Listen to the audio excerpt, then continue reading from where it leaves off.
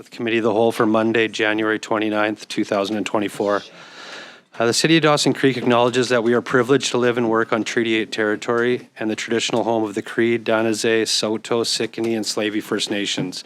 We value the Métis people that live and gather here, and we commit to upholding the respectful relationships these nations have built with the land, and we acknowledge our responsibility to carry that forward today and into the future. The first order of business is 2 delegations. 2.1, we have Tygh, Lardner, and Jerrett, Arndt from True North Fitness, and Alix from Vulcan Compressions in attendance regarding the 100B Avenue paving project. So welcome, guys. And you can come up to the delegation table and then just hit that button. I'll turn it on.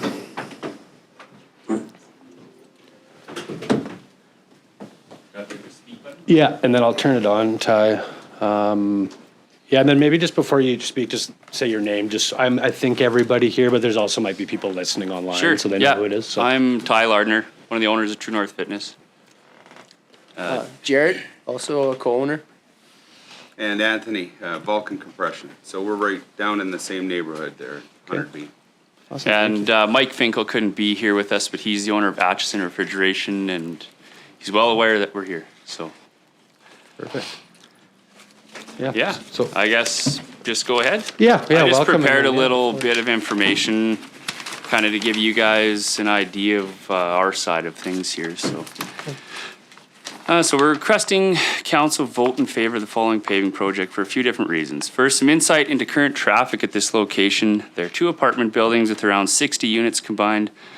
So I estimate about 120 residents use the road, both driven and on foot, that we've witnessed right now. Atchison Refrigeration, they've been there for about 50 years, currently has 10 employees, and they also have periodic customer traffic. Vulcan Compression at the end of that road currently employs 35 people who use that road daily. They have consistent customer traffic from all over the Peace region and Northwest Alberta, including large service trucks, semis, hauling equipment in and out. And the Esso station has very heavy traffic, as well as their fuel trucks that turn around in that little area as well. And that happens weekly.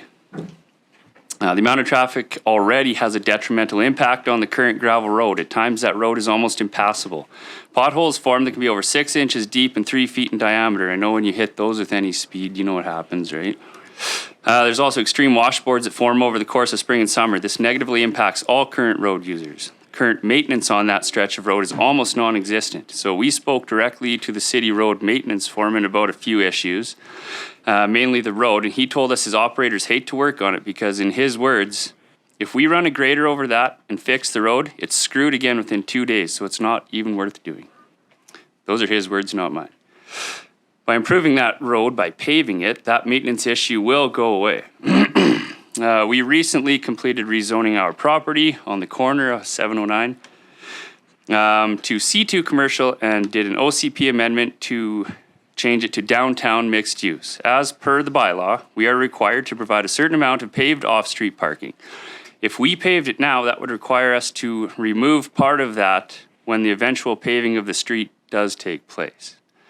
So taking common sense and financial impact into account, it makes more sense to do them both at the same time. So a little insight on us. The model for our new facility includes a physiotherapy clinic, a supplement store, a barber, a spin studio, potentially massage therapist, small aesthetics business, and our full-scale gym. On peak days, we currently serve over 200 members per day at our location now. That does not take into account walk-in traffic visiting Rebel Fit Nutrition supplement store. So we're anticipating those numbers could increase by about 30% with the added service at our new location. So that could be over 260 vehicles per day that aren't using that yet, but they will be there. So the road could get a lot worse. And we've been working with the city since March 2023 on this project, including the paving project. The paving proposal was brought to council on May 29th last year. City staff was confident in our preliminary chats that council would be happy to include this in their paving plan. Decision was made at that time to defer a decision to the fall budget discussions. Now we've reached those discussions and council has voted down the project. This is extremely frustrating for us as a business who invests in our community. By the time this health and wellness center is up and running, Jerrett and I will have invested over $2 million over the past 6 years. Our vision is to provide Dawson Creek with a center that will rival anyone in a large city. We aim to help people maintain their physical health, but more importantly, their mental health. To this day, as owners, we've never even paid ourselves. We've just invested every dollar back into the community, really. So we've contributed a large amount of time and money into our community this project. It's extremely disheartening that after our efforts, council wouldn't approve a city investment to help improve the community. After having city staff excited about the facility, having them endorse our project and the potential paving makes it especially hard to swallow. So if the city is truly open for business, we're hopeful that council would take a second look and reconsider your decision, not just for us, but for every business and person that uses that road. Perfect. Thank you, Tygh. Yeah, absolutely. I couldn't agree more. I think it's a great neighborhood, and if we were able to improve it a little bit, we certainly could make it a lot better, not just for our businesses on that street, but for everybody that has to have access to these businesses. So we've been doing business in the community for 12 years. We have multiple properties in Dawson Creek. We do employ 35 people that live in the Peace region, and the majority are right here in Dawson Creek. The paving of 100B Ave, or Wilson Road, we call it Wilson Road, would be a benefit not just to our businesses, but to all the surrounding users. Coming off 8th Street, 100B is notoriously rough. Regular traffic, delivery people, our customers and staff all must negotiate a road that offers really nothing but potholes, standing water, and frustration. We've paved our parking lot and rebuilt the base of the remainder of our property to make improvements that were within our means, and this was of substantial cost and shows our commitment of continuous improvement to our clientele. And I feel like we're clientele, of the city of Dawson Creek too, and we're just really hoping that we can, convince you guys to take another look at it and make that improvement, because it would sure clean that little corner up. Yeah, appreciate that. Thanks, Anthony. The guy said it very well, but the council needs to start showing these businesses that they're willing to work with us, and that Dawson is open for business and supporting businesses. Like I said, Anthony's business provides service throughout the Peace region. He doesn't really need to be in Dawson Creek. We should all be grateful that he's here, bringing people and paying taxes and building Dawson Creek. And like I said, if people aren't really willing to work with him, then that's why we're lacking on new developments in town. Furthermore, like you said, the standing water, the ESSOs are very happening in place. Those apartments are very happening in place. That whole entryway, it's just destroyed. And now with the city bylaws, we have to slope our parking lot towards that street, which is further, it's just going to be a giant mess. And like I said, we've had conversations with the maintenance guy, with your own employee said like this needs to be paved. And he didn't have a lot of faith in council, and we're here to hope that you guys can see why this is an important project. It's a focal point at the traffic circle. And again, like Tygh said, we're opening a bunch of small businesses in our building, and there's not a lot of places in Dawson for these reasons that, barbers, massage therapists, physiotherapists, they're all struggling to find decent places to rent. And these are partially reasons why, because no one wants to develop here. There's no new developments for small businesses to have lease places. So I think that's it. If any of you have particular reasons why, like maybe we're just not seeing the other side of the coin, we'd be grateful to hear them, why you don't think this would be a good idea. Yeah, we'd be happy just to hear why it was voted down in the first place. Yeah. And if it was only for monetary reasons, we'd like to hear if it was for something else. Perfect. Well, thank you guys. Thanks for coming in and presenting to us, and also thanks for taking time last week and coming in and meeting with me as well. I appreciate it. So I will open this up to council. Councillor Earl. Thank you, Worship. Good morning, and thank you guys for coming. So I was one of the councillors that voted to remove it from the capital infrastructure list. And the reason was chiefly monetary. When we had the initial conversation or made the initial vote back in May to give it a look, but wait until budget times to make a final decision. The reason being, of course, is that when what you anticipate or hope for in a budget and what you ultimately, the news you get can sometimes vary pretty dramatically, as it did with this one. I think we saw property tax revenue based on assessments was going to come in at $825,000 less than anticipated. Renegotiated RCMP and firefighter contracts resulted in a $600,000 lift to budget. And there's another $300,000 unanticipated maintenance for the skating rinks. So it's not a matter of, I don't think it's a good idea, or I didn't think it was worthwhile looking at. It's just every year we are constrained by budgets. And there were, as that news came in, we had to, I felt anyway, make some tough choices. And that was, one of those things that would have been nice to be able to do. I'll agree with you. But it would have also effectively leapfrogged that project to the front of the queue in front of the other paving priorities we had. And in this case, when we are trying to get it done without borrowing, that was, it was just one of those things where see it laid out on paper, the sense of urgency, I guess, wasn't what some of the other projects are with respect to paving.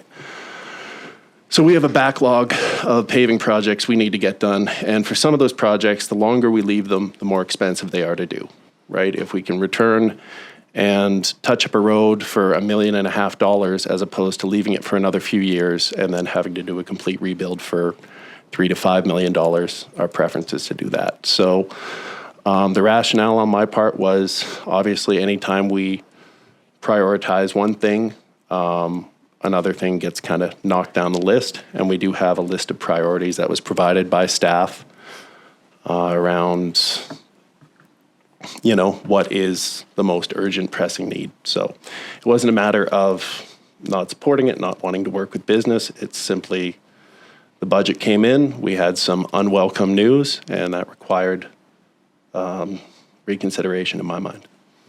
Thanks, Councillor Earl. Councillor Parcel.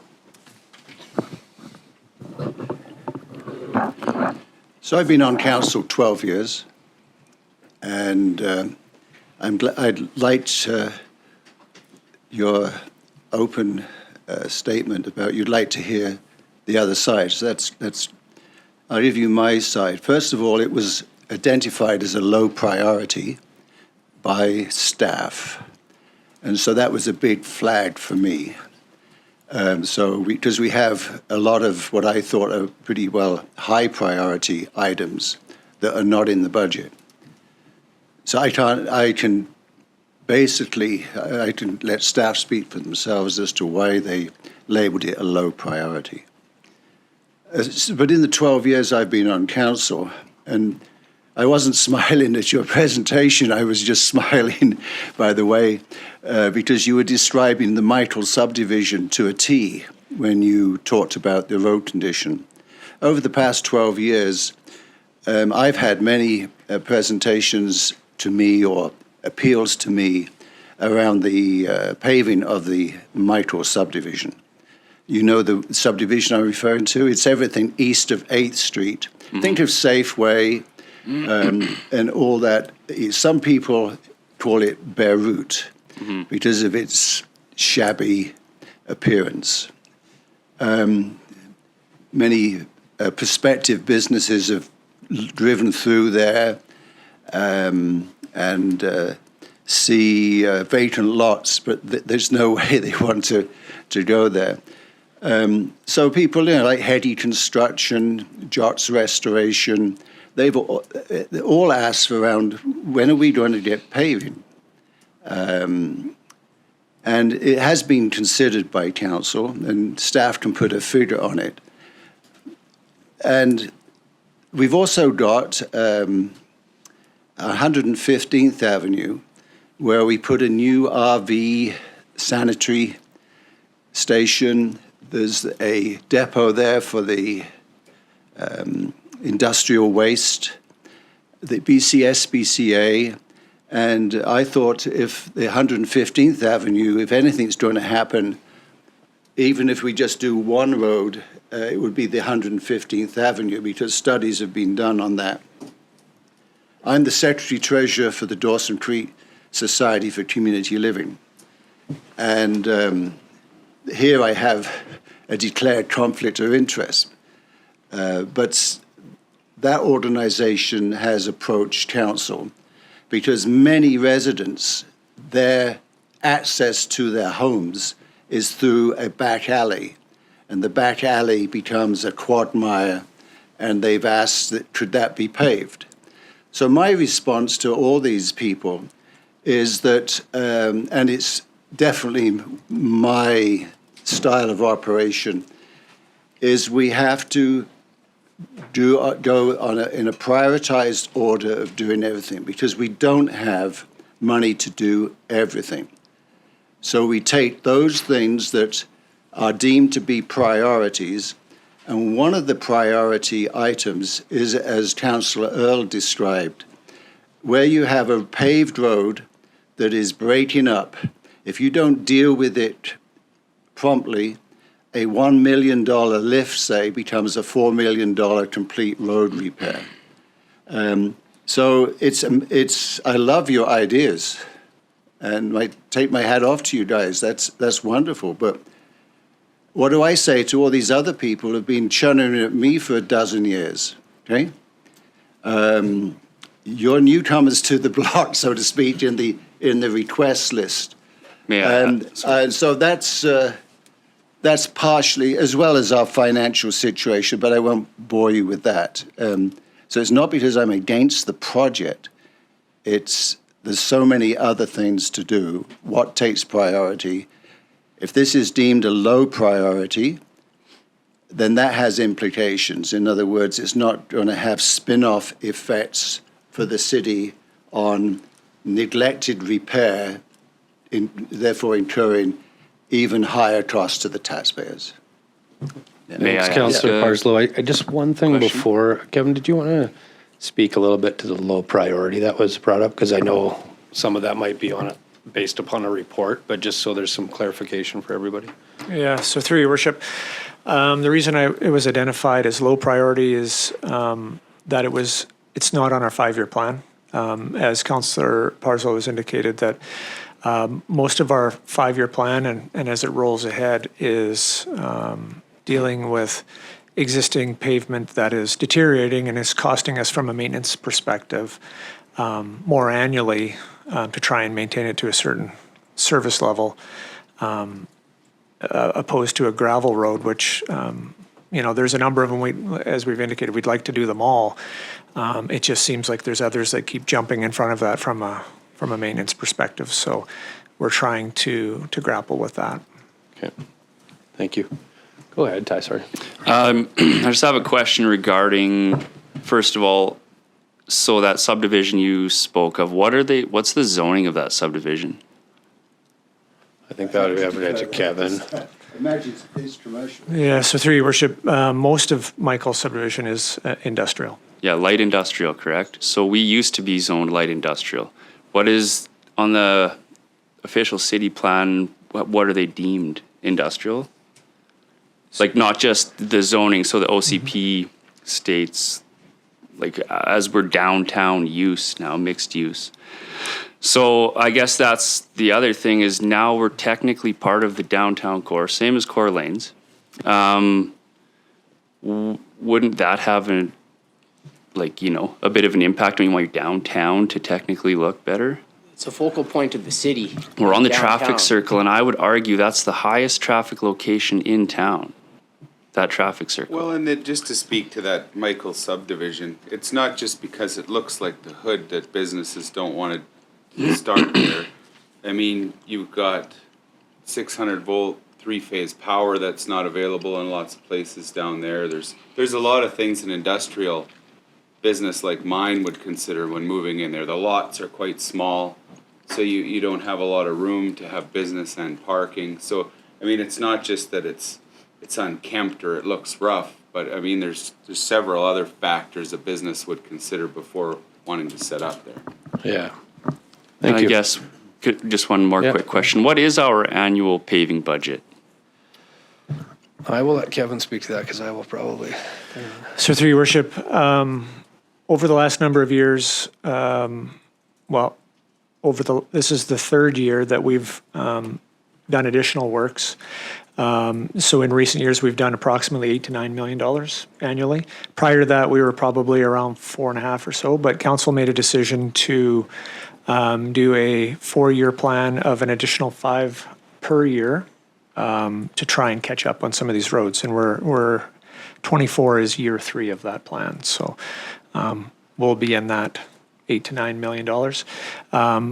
That is inclusive of paving, drainage, sidewalk, street lighting, and then we also do any underground works that are necessary, water, sewer that is due to be replaced or repaired as well. So, Thank you.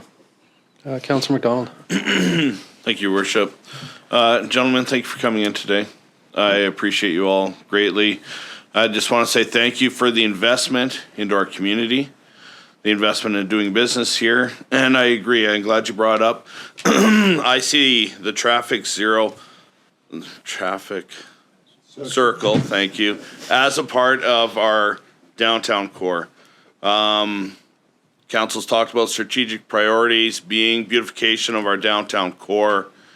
I see tourists stop at the NAR park taking pictures with your building in the background. I look at them seeing your building in the background right now and looking for incentive for them to continue to visit the rest of our community. Is it there? I don't know. I truly believe once you're done your development, it's been beautified. I see a paved road there that looks beautiful. It brings incentive for them to spend more time in our community.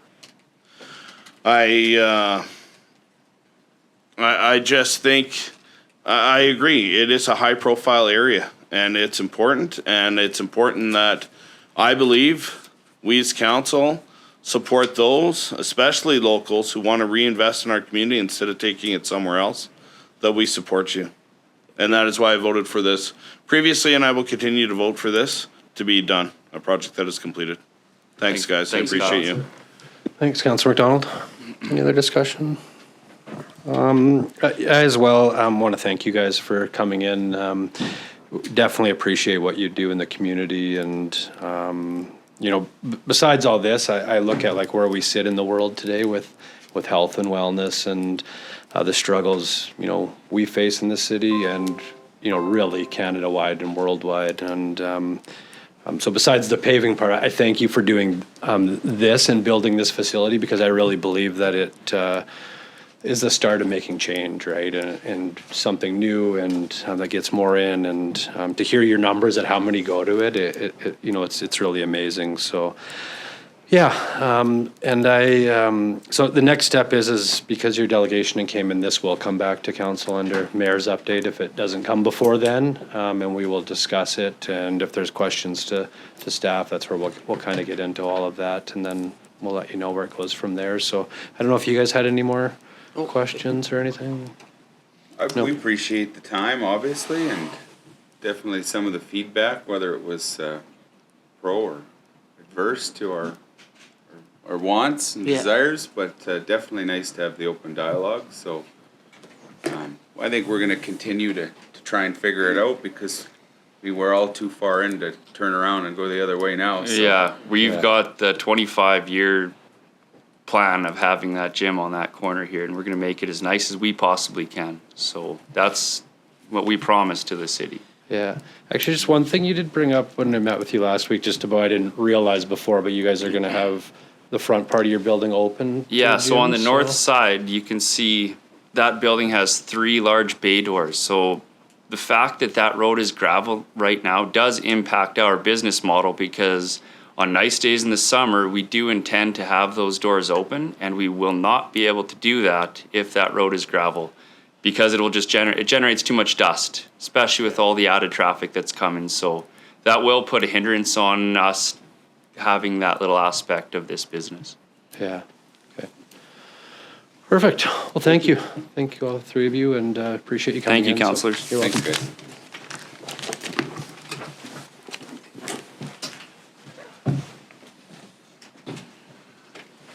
Next order of business is 2.2. We have Johanna Martens, Executive Director, Kiwanis Performing Arts Centre, in attendance regarding proposed partnership to invest in daycare spaces. So welcome, Johanna, and morning. thank you for all the information that was sent. Yeah, Lots I'm of sure reading. it was That's a good.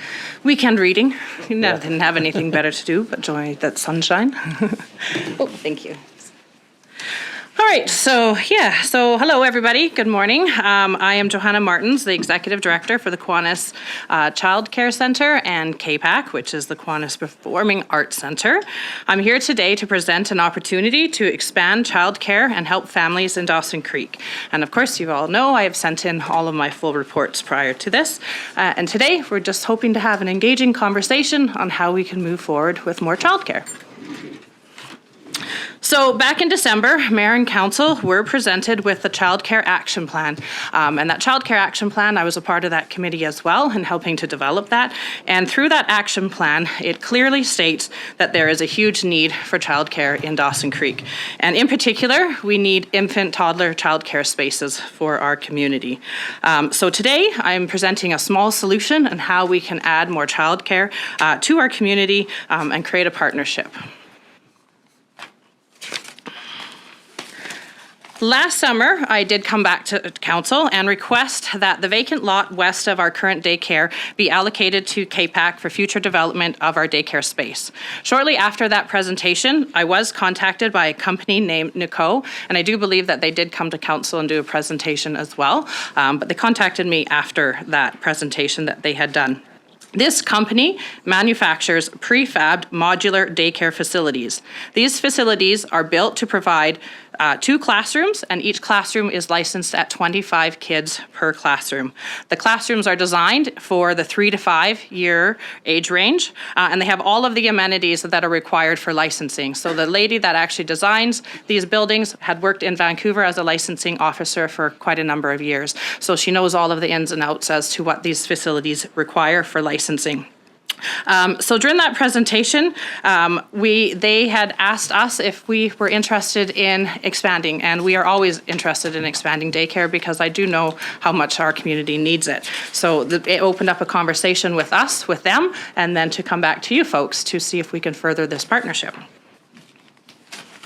So what we are proposing then is to propose an arrangement between the City of Dawson Creek and KPAC to move forward with building a new 50-space daycare center for our community.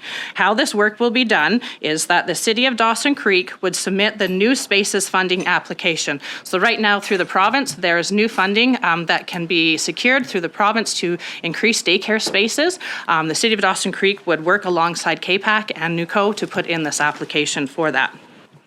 Once the application was put in, KPAC would be the organization that would run the daycare facility there. We currently already operate a daycare, so this is not outside of our wheelhouse to jump into another daycare space. The big parts for the city would be that the city would maintain ownership over that land and over the building as well. It would mirror, what we're asking is to mirror an existing lease agreement that we already have in KPAC into that new facility. Whereas the city is responsible for the envelope and maintenance of the current building we're in, and that's what we're proposing for the next building, is that you maintain the maintenance of it, we run all the programs in the facility inside of it. NUCO would come in and they would be the partner that would help us to build this facility. So once the project is done, there's no more hand from them. They're just here to help us build the facility. So these are some of the highlights of the what this could do for our community. There's, of course, huge need in our community for daycare spaces. Currently, right now, KPAC operates with 2 classrooms that are 3 to 5-year-old. We run an after-school care program. We have 1 up and operating infant toddler room with our second infant toddler room that opens up here hopefully in the next month or so. But even with all of that childcare that we have, we still have a 2.5-year wait list for people to get into our center. So that's a lot of folks that are out there that are thinking about getting pregnant, are getting pregnant, and are jumping on wait lists because it's just that long for folks to get in there. So of course, we want it to be a community center. We are downtown. We partner with the city currently already. We want this partnership to continue in that fashion, to continue providing quality childcare. Our center already has been in existence for a number of years, and so we have a long track record of providing that quality childcare to our community. We've always been fiscally responsible as an organization as well. We rely heavily on a number of grants that we collect throughout the year to operate. We also are lucky to be part of some of the operating grants through the government, so we do get operating funding through the province to operate the daycare. We also get BC Gaming funding that goes towards our daycare. We also participate in the wage enhancement, which is a really great program for all of our ECEs that work at the center. They get a $6 an hour top up, and that's provided through the province. And we also utilize the fee reduction. So parents are paying less when they come through the doors as the government is subsidizing that. So it's not quite a $10 a day center, but we are definitely on the road to subsidizing childcare is a huge need. And of course, for the city, this would be a huge political win. We've had a lot of conversations over the last little while of different organizations and groups coming to you folks and saying that childcare is such a need and a priority. So moving forward with this project would also be a huge win for you folks to show that you're in line with what the families need. So investing into this project here, there kind of breaks apart into our capital costs. So we don't know fully what the full capital cost of the project will be because of not knowing what perhaps some of the land reports are. That is something that needs to be provided to move forward. But an estimate that I was given through NUCO, and they have worked with various other communities in putting these projects in, is it's estimated to be about a $5 million project. All of that funding is funded under the new childcare spaces. So the funding doesn't have to come out of the city's pocket. It will be covered under the entire application for the new funding. The part that the city may have to cover the cost is in any of the civic reports that need to be done on that land, and I don't know where that stands. As far as for KPAC and the revenue, again, we already operate a successful daycare, so adding some new spaces to our revenue, of course, helps us to increase the revenue that we have at KPAC, but also keeps the whole center running.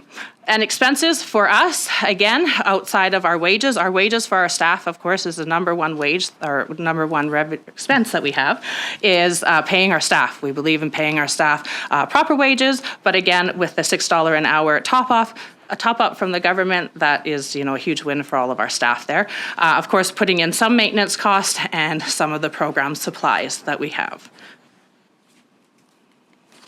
So a timeline for this is today. Here we are doing this presentation today.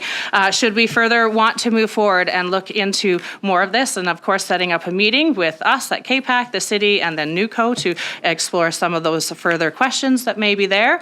The application process can start here about mid-February. The application, depending on how long it takes, could be submitted as soon as April, March. And then summer, we could start the project should the application be approved. Now that it's all dependent on when the application does get approved. I'm being very hopeful that it would get approved and we'd be moving forward this summer with doing some work on there, but realistically it very well could be into 2025.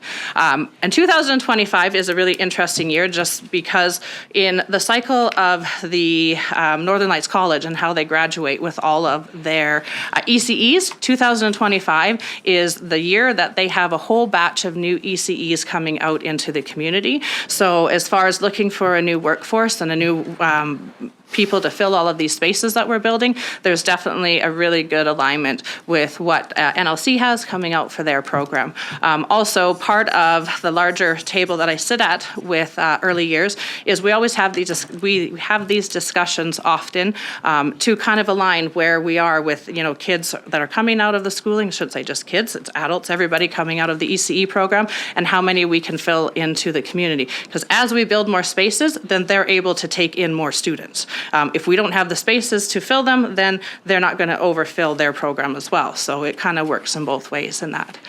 So that could be our timeline that we would be moving forward with that. So again, very passionate about trying to build childcare for our community. I know as a mom myself, it's a hard thing to leave your child in childcare, especially when you got to walk away from them for 8 hours. So leaving them someplace that you have faith and confidence in is what we want to provide, and provide as many spaces for families so that they can get back to life and doing what they need to do and taking care of things. So thank you so much for that. And I hope the answer is yes. Thank you, Johanna, for the presentation, and thank you for everything you do. So I will open it up here. Councillor McDonald. Thank you, Worship. Would you include after-school care in this development as well? You talked about daycare a lot, and I know you guys already offer after-school care. Would you expand that program as well then? So what would happen is currently we operate 2 to 3-to-5-year-old classrooms. Those classrooms that we operate would move into the new center. And what we would be able to do then is go back to a full-size after-school care program. Right now, we've had to reduce the size down to 15 just because of space in our facility. We could go back to a full size. That would be about 20-ish, 20 to 25 kiddos in there. But what this also really does is it allows us to open up a third infant toddler classroom. So right now, we're operating with the one and one soon to be open, but this would give us a third infant toddler classroom, which is where that huge need in the community is for that infant toddler care. Wonderful. And I asked you this question before, but I think it's worthwhile giving you a chance to say it out in the open to everybody else. What are your plans for being even closer to the supportive housing complex? Well, in a perfect world, of course, we would choose not to maybe build on that lot, but I do believe that if we don't use it, we lose it. And so we would hate to see that lot itself be developed into something else. So trying to be proactive and trying to create some positive things downtown, we want to move forward with putting it there. And what we've thought is being creative then with our landscaping on how we can maybe landscape and put trees along the boulevard, maybe put our entrances that aren't necessarily facing that road, but facing another way. It's a reality of where we live. And unfortunately, yes, ideally, it's not the most ideal place for us. But again, I just can't be afraid to move forward with our plans either. Wonderful. Yeah. Great. And just a question to staff. The number of civic reports she discussed, is that stuff we can do in-house? So through your worship, likely there's going to be some information they're going to want, some historical stuff. We can pull that from files. But geotech and environmental and archaeological would be, we'd have to contract a registered professional for that. Thank you, Councillor McDonald. Thanks, Kevin. Councillor Parslow. Just a couple of simple questions. What does NUQO stand for? I don't know. You don't know? I don't know. Well, how can I support you then? You can support them. Yeah.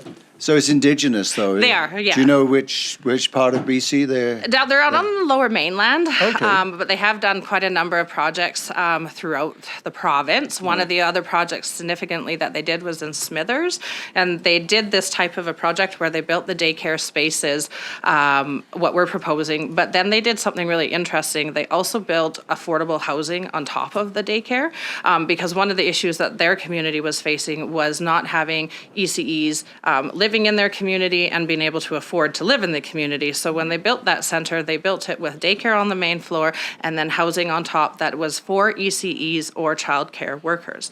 And that's always been really interesting to me. Not that I want to get ever into the business of housing, but housing, of course, is an issue for our community as well, and finding affordable housing. So potentially, you know, some of their past experience of what projects they've worked on, they may have some interesting ideas and solutions as well. The Mayor of Vancouver, as you probably know, established a task force to review the city's budgets in Vancouver. And some of the criticism was that the city had taken on a lot of downloaded items from other governments. And one particular piece they identified was childcare. And the person giving the report, and I'm not speaking to you, Johanna, here, to council, said that the city needs to decide what are its core functions, and is childcare one of them? And if it is, then they had the team that the mayor had established, I'm inferring this, had no problem with them spending or building or what have you they were doing with childcare, right? But it is an overarching issue, right? What do we take on, and how do we, with our what I call fragile budget situation, what do we take on? Do we become landlords for the Ministry of Health or Ventures or whatever? It's an open question, and it's not an easy one to answer, right? But your proposal is, and I like the way you put it, you know, we have a lease agreement with KPAC, and you see parallel in that with this particular, this new additional facility. So staff can correct me here, but we look after maintenance, external maintenance, not, is it internal maintenance as well? Like, yeah, all maintenance. Custodial? No, we do that. Utilities? We share. Security? Oh, some security. I think the security system, but we don't have security guards, like as in people. Yeah. Yeah. Is anything I'm missing? No, I think that's fairly clear. Insurance, Yeah, you're right. That's right. Insurance is covered as well. Or the city Yeah. looks after the insurance? A part of it, yeah. I think it's the liability. Okay.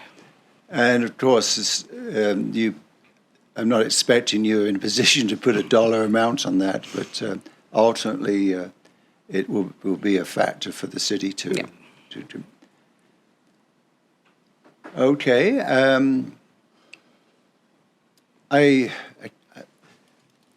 I know that some of us on council have always talked about this model. You know, you have to bring people to live downtown if you want to make it a vibrant downtown. So I like the idea of accommodation on top, you know. Or, I just wonder if there's any business partners in the community who want to invest in their money into something like floor. that. Yeah. Well, it was interesting when they talked about it because the priorities for folks that lived in the top floors were childcare providers, so ECEs, people that work in childcare, and then it went next to healthcare workers, so anybody in the health industry, and then after that, the priority was then families with kids. So it was very specific on who they had picked. Again, totally out of my wheelhouse, the whole, housing thing was just something that I found was very interesting that could be in addition, that's out of my wheelhouse, but daycare level, I'm good with that. And one last thing, just Yeah. for clarification, you used the number 25 years. Yep. Is that the expected life? What's the word? Life of Longevity? the building. Yeah. Is that right? I believe so, but that might be a better question suited to Yeah. NUCO. Thank you. Yeah. Thanks, Councillor Parslow. Councillor Earl. Thank you, Worship. Hey. Hello. So just one question with respect to the daycare spaces funding application. Is that funding only available for municipally owned facilities?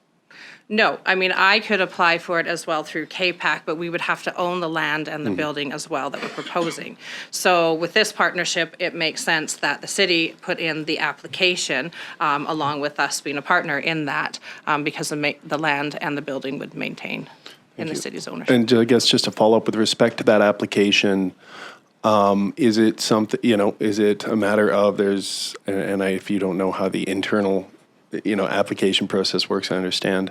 But is there an allocation per community, or is it something that per application I think is it's available? per application, so they have a funding cycle. So the funding cycle did just close here before Christmas, and then it reopens again in about April, March, April for that.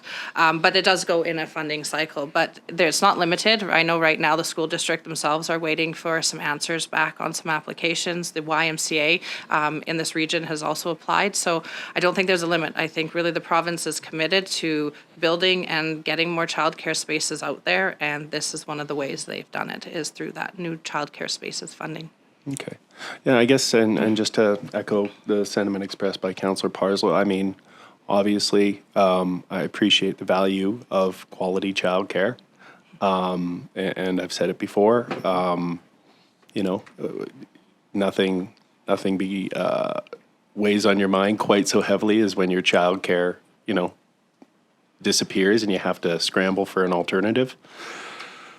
But as Councillor Parslow did mention, when we're talking about owning new buildings, there is an ongoing operational cost that's going to come with that we're going to need to get a handle on, especially if it's going to be part of the upcoming budget.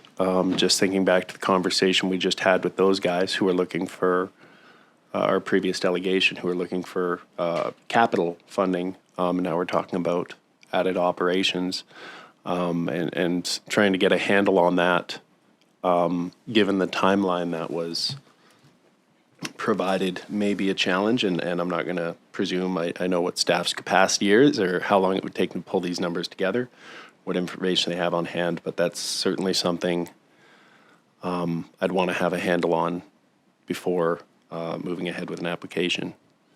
So, but yeah, no, I do appreciate it. It's good to see it. And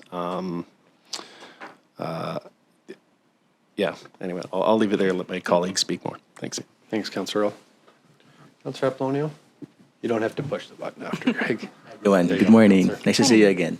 Yeah, thank you very much for the wonderful presentation. It's a good read during the weekend. Yeah, I appreciate you coming. I know that there's a lot of people are approaching me as well, especially these newcomers about childcare, because they need to work as well, because of course they spend a lot of money going here, and normally they experience this kind of problem or predicament at their end, because they cannot really send their children or child to a daycare. And good thing that you have this project, and of course brilliantly laid out, because I know it's a strategic place, but as well it's a good place to start with. And my question is, for example, I'm not sure if there's a conflict, like, because we have this First Nation that's willing to invest in the city, maybe they could also support you in the building, because I know, because the household upstairs, like the housing upstairs, so maybe because they're willing to invest in the city. I'm not sure if that's allowed to, but yeah.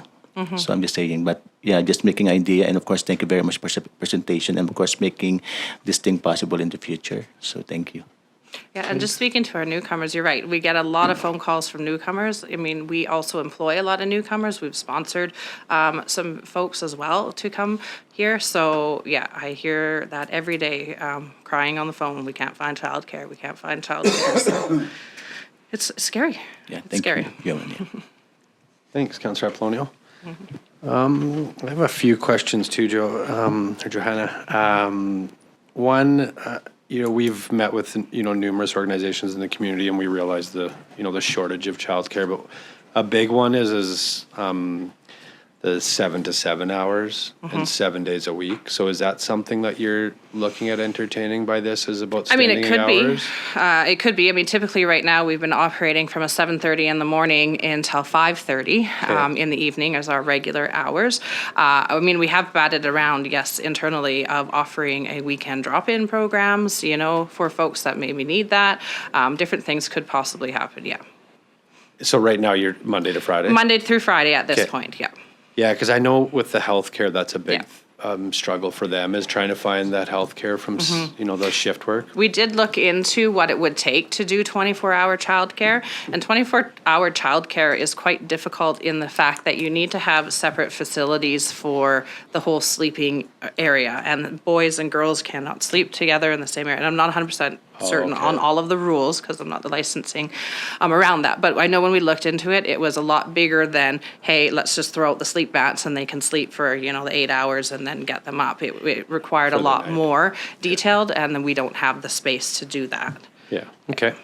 Another thing that I think we'll have to consider is right now that lot is a parking lot, which is utilized. So I think that'll be another discussion that we would have to have, you know, whichever way we go forward is if we are to utilize that spot and take it up, we need to find parking somewhere else.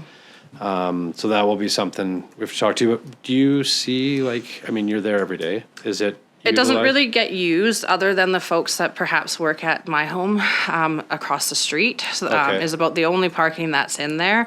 Other than that, it's mostly just a giant snow pile when we have And snow. even in the summers, do you see like an increase with like tourists and No. RV parking? No. Okay. Nope, it's pretty much nobody really uses that other than locally, you know, the few folks that are in and around that. Yeah. Yeah. So then I appreciate you wanting to use that space, obviously, one, for the operations, it's close, but if there was a better spot up the street, say, would that be something that Oh, yeah. would be considered? Yeah, okay.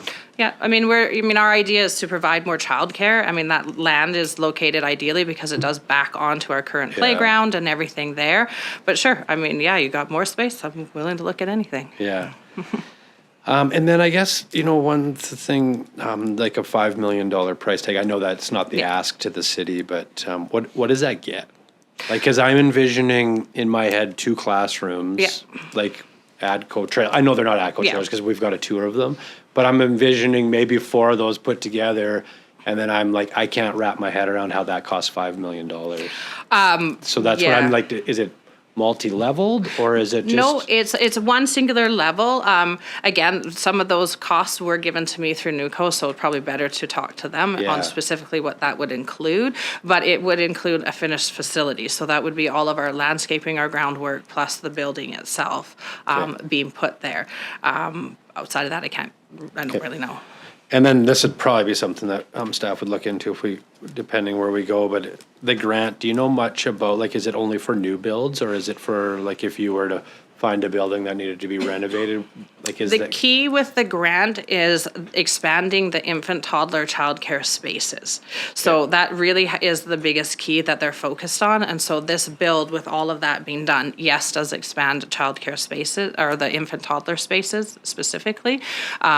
But yeah, I don't know. I could have to look into it a bit deeper as to what the parameters are. So if you took around over that. another facility that Yeah. wasn't childcare and you're expanding it, it would probably meet that. And it very Okay. well could. I don't know. Yeah. Okay. Perfect. Well, if there's no other questions, thanks for coming in, Joe. I think the next step will be, it'll come back under mayor's business and we would, see where we go and if we get, so we'll know a little Yep. bit better then. You got one more question? Councillor Parslow? Am I correct in saying, in Mayor's conversation with you just now, isn't it a requirement that there be an outside play area? Yes, and so this building, because of the location that it would be put, it backs onto our current playground, Oh, okay. which is why it makes it nice. So we don't have to add in all that playground. Sure, we can enhance what we currently have, but we're not building a whole new playground from I'm scratch. just adding that because Yeah. I appreciate the mayor's thinking, but we have to have some Yeah. outside. Definitely, Yeah, I never thought of that, so Yeah, thank you. and the grant itself, depending on where the land and the location was, can be tailored to the needs of what that space is. So if a space did need a playground, the grant could include that. Yeah. It's just dependent on what we need. Yeah. Yeah. Okay. Perfect. Well, All thank right. you. Thank you. You bet. Have a great day. Thank you. Thanks. Our next order of business, 2024 strategic priority chart, 3.1, 2024 strategic priority chart. Kevin, I don't know if you had anything. Through your worship, nothing at this point, as we'll be dealing with a report regarding that later in the meeting. Okay, thank you. 4 late items, there's no late items. 5, new councillor business. We have 5.1, council committee reporting memo from Councillor Apolonio regarding South Peace Historic Society. So thanks for the report. Councillor, I don't know if, good information. I don't know if, did you have anything? I mean, you had all the details in there. Okay. Yes, thank you very much for the first meeting with them. And of course, Ryan was there. And of course, it's a good place to start with. And of course, meeting the members. So, yeah, that's all I said. Yeah, thank you. I appreciate it. It was nice to see the update. So next is 5.2, a council committee reporting memo from Councillor Apolonio as well on the Dawson Creek Public Library. So Yeah, just a small talk. It was a good turnout as well because we're electing new officers, and of course, it's in there in the report. The only thing that emphasizes the membership for the Northeast Library Federation, and of course, they want to follow up regarding the elevator inside the public library, and of course, the lighting around the library as well to make it more visible and more. And they want to promote, of course, we want to promote the public library to the public. That's it. great, thank you. I guess I'd just seen that, maybe to staff, but that is a city-owned building, the library? Yeah, so is that like on the horizon, an elevator in there, or is that something that they're going down, or do you know much about that? So through your worship, I'll let Ryan speak to that. Through your worship, it's been brought to our attention. We have, I think, over this past, I'm going to say summer and into the fall, have had some high-level discussions, walkthroughs of the facility. It's just the way how the building's designed and laid out. It's not perhaps as easy, for lack of a description of where one would go, and there's many different types of elevating devices that could be used. So it is on our radar. It's just a process that we need to work through. Okay, thank you. Thanks, Councillor Apolonio. Councillor Earl? Thank you, Your Worship. I just wanted to mention this as I didn't see it in the mayor's update, and I don't know if you were going to mention anything. If you are, you can cut me off, but I just wanted to extend my appreciation to School District 59, who hosted this last week a stakeholder engagement session with respect to their strategic priorities. It was really, I think, constructive dialogue and very valuable and good for us as representatives to be brought into that conversation and get a better understanding of the many ways that we can help support them in their work. So I just want to extend a thank you to them and register my appreciation for the event itself and how how it was formatted and how the discussion unrolled. So just wanted to throw that out there. Yeah, thank you, Councillor Earl. It was a great event, and I didn't have it on just because it was after the agenda was published, so I usually put it on the next one, but thank you. Any other Councillor Business? Councillor McDonald? Thank you, Worship. Just in our last meeting with the Dawson Creek Chamber of Commerce there, want to welcome Stuart Forrest as the new Executive Director. First meeting that he led as the new Executive Director was a great meeting. I love his enthusiasm for the community and our business groups. And just wanted to forward the Love Your Downtown Core program that the Chamber has launched. Get out, get your passport, go see our local businesses, shop local, get your passport filled, get it in there. The prize is amazing. I believe it's up over $2,000 in prizing from all local businesses. So welcome to Stuart, and a huge thank you again to the Chamber of Commerce and everything they're doing for our community.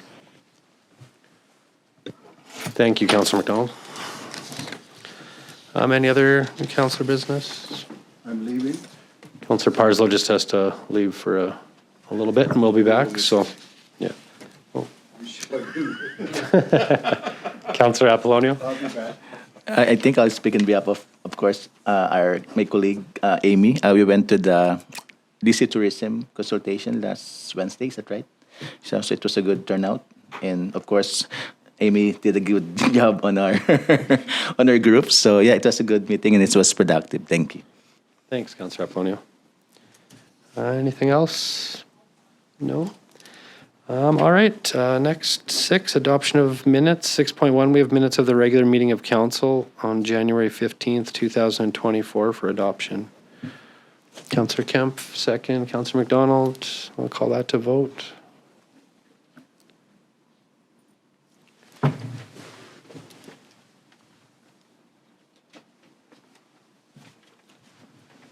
Good now. Is everybody in, Tab? Okay, vote is closed and it's carried. Any business arising?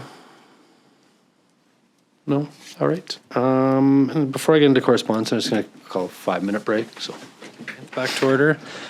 Next order of business was 8 correspondence. 8.1, we have a letter from Ann Pearson, Program Director, Dawson Creek Society for Community Living, sent on January 4th, 2024 regarding funding request for urban seniors meal service. Councillor McDonald. Thank you. I'd like to make a motion to open this for discussion. Okay. Do I have a second? Councillor Kemp. I'll call that to vote.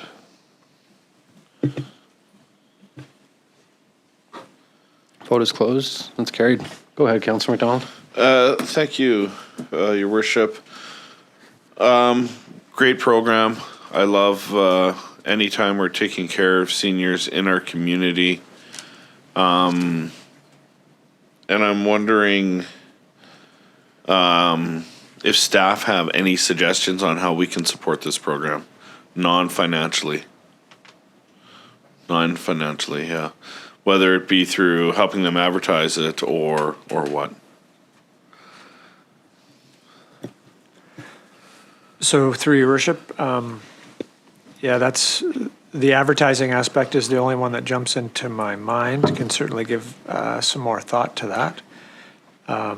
We can push the program out and get that word out there. I agree that I suspect that it is a popular program, and I expect that there's many folks that would love to try and help out. Thank you. I think a big part of this program too, I know that, it's obviously amazing what they do. The big benefit and part of this is it helps, that those folks stay in their home longer, which helps them because, they get to be where they're more comfortable. It also helps the medical system as well. So I know the regional district is extremely large in this. It's where it kind of started with the 2 of the area directors. And they are having talks with the ministry as well right now about, a model that works and some funding options. But yeah, and I guess one question to staff just on this, this seems like a generic letter that went out to multiple community leaders. So what brings it here? And then I guess the other thing is if it was a direct ask to the city, I'm assuming it would be different than what this letter. So was it directed right to the city or? So through your worship, I agree. When I read it, it definitely is a generic letter that probably went to, multiple companies and organizations out there seeking their support. So for us, if it was something that council wanted to support, it would be, it'd have to be through the our grant budget to do so. But okay, yeah, I don't think there was a specific city ask. I think it just came to us, again, just like it did probably to many organizations. Yeah, if anybody could help, really. Exactly. Yeah, okay. And is that something to Councillor McDonald about how we could help in kind, is that something that we could promote through our social media pages? Yeah, through your worship, we certainly could do that. Yeah. There's limited or little cost to doing that, and we would certainly no problem doing that if council wished. Okay. Councillor McDonald?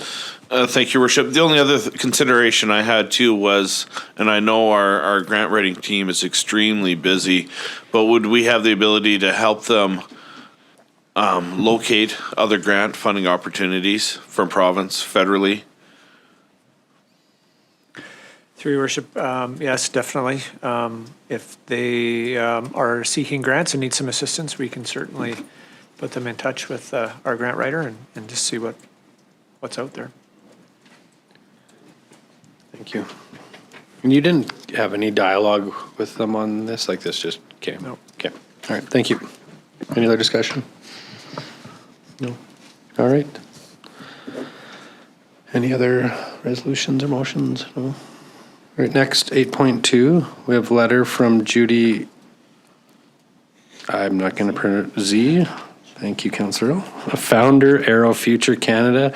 Received on January 9th, 2024 regarding testing of autonomous aerial vehicles, drones in your community.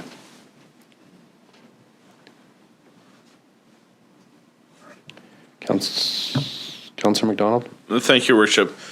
I'd like to make a motion that we have staff reach out and invite them in to give a presentation to council to further explain just what that would include, having these little flying helicopters go all over our community for testing, and just what the logistics of that look like. Is that something that would be beneficial to our airport and usage there? Motion and a seconder before we can talk to it. Sorry. So your motion is to have staff reach out? Yes. So a second. Councillor Sudnick? Sorry to cut you off. No, that's quite all right. Okay. I got excited. I guess my only thing against that, not, maybe that motion is one, this is also another generic letter to all communities, I'm assuming across Canada, maybe more. So yeah, I researched it a little bit. I looked it up online. To me, I don't know what the benefit would be to having them come besides, having some more, I guess, information, but also creating staff time to reach out. I don't know what the benefit would be to the community, so. Do we need to vote on the motion first? No. No? Councillor McDonald? Thank you, Worship. I see possibility. I mean, obviously, that is something that's in the aerospace, aeronautics, that possibly could be using our airport facility as a home base. Would they rent space from us? Is there possibly a chance for gaining funds? Anything from that, right? I just think it's worth the listen to, just to see and be open to it. Never thought of that. Agreed. All right. Any other discussion? I'll call this motion to vote.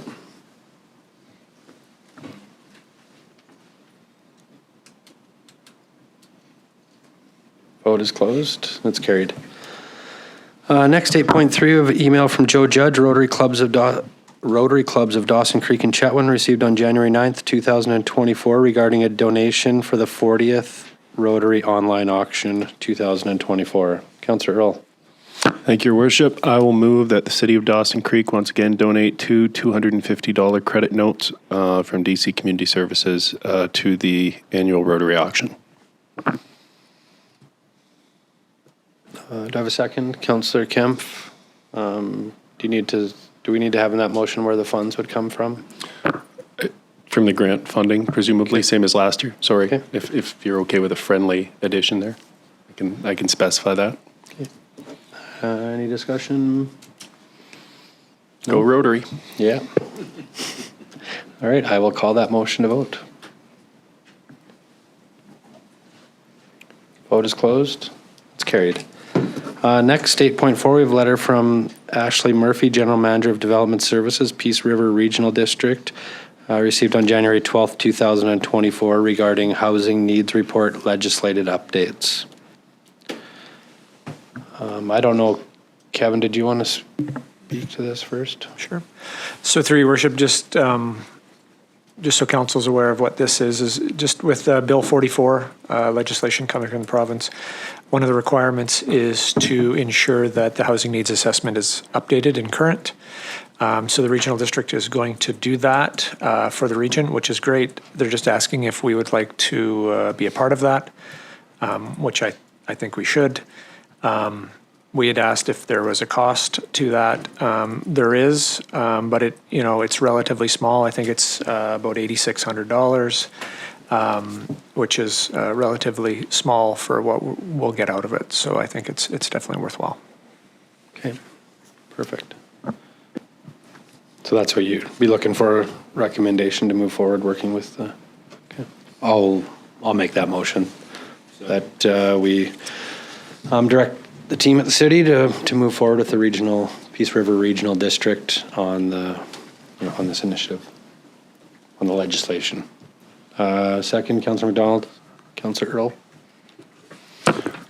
Just, I guess, thoughts from staff or through to staff.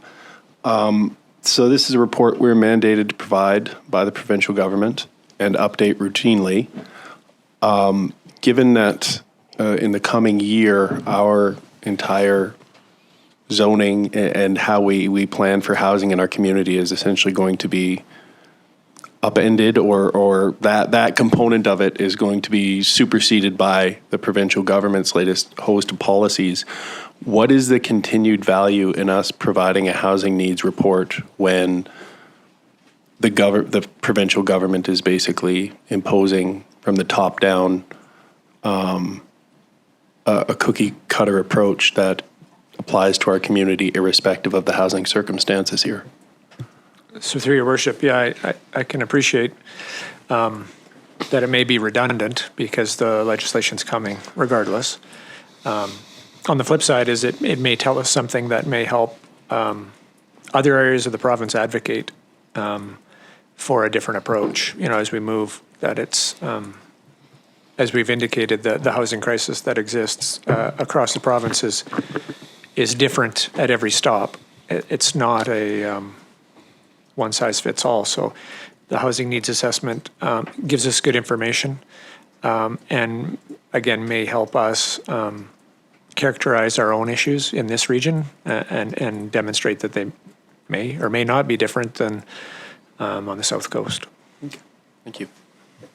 Thank you, Councillor Earl. Other discussion? No? I'll call this motion to vote. Vote is closed and it's carried. Next, 8.5, we have a letter from Vanessa Craig, Chair, Regional District of Nanaimo, received on January 19th, 2024 regarding Local Government Act Legislative Reform Initiative.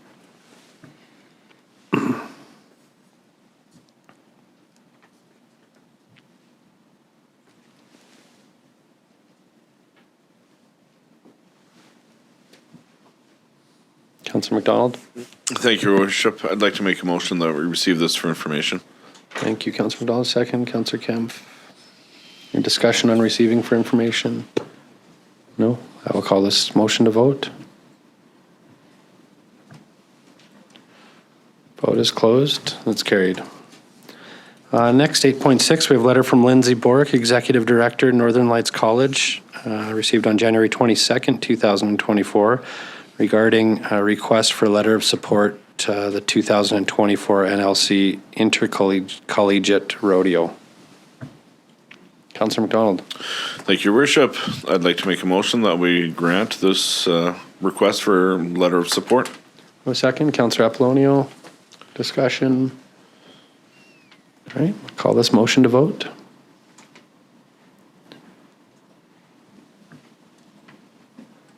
Vote is closed, and it's carried.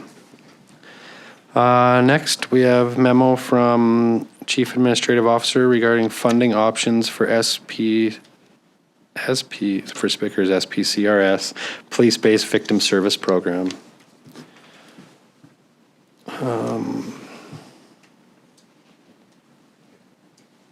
There was already is the motion already on the floor? No? Okay. It was tabled, okay. Sorry, through your worship, it was just the letter of request. be deferred to this meeting. There was no motion made. Okay. Councillor Earl? Thank you, Your Worship. I will move the recommendation in the memo that council approve the request from the South Peace Community Resources Society for a 30% increase to the police-based victim service program funding for a total allotment of $49,140 for the 2024-2025 year. Thank you, Councillor Earl. I have a second. Councillor McDonald? Any discussion? We've had a lot of discussion over the last few weeks around budgets and increasing costs, and certainly where we can reduce some things and where we can cut.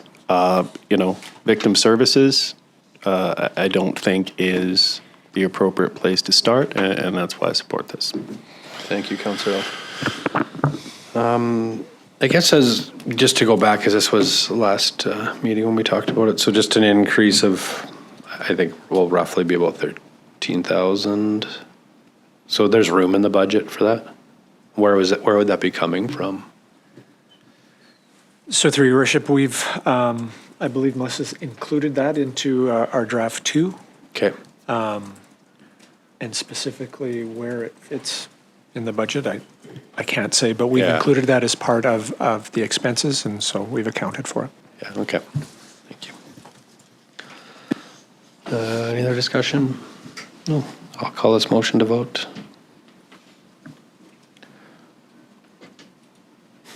Vote is closed.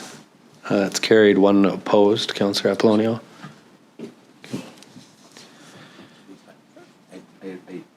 I put that on my... Oh, you hit the wrong button? Okay. Do we need to revote? Or does it? We don't. I'm putting that in the next campaign. Yeah.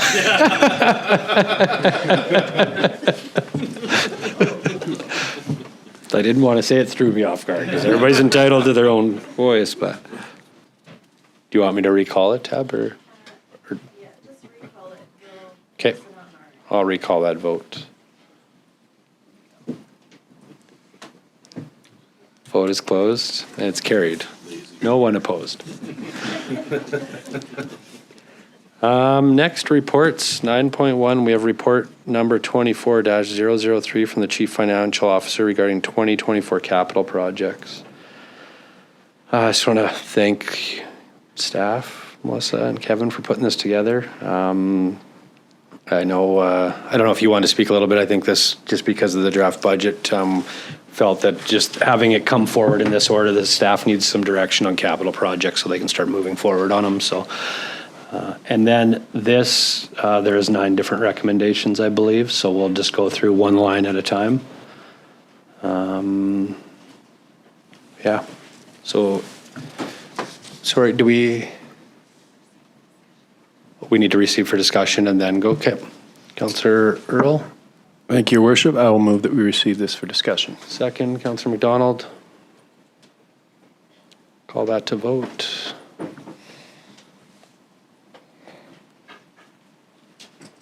Vote is closed. It's carried. All right. Anybody like to go with the first recommendation? Councillor Earl. I will move recommendation number 1, that report number 24-003 from the Chief Financial Officer regarding 2024 capital projects be received. Further, that the 2024 capital project budgets included within this report be considered separately. Do I have a second? Councillor Kemp. Any discussion on that? No. I'll call that to vote.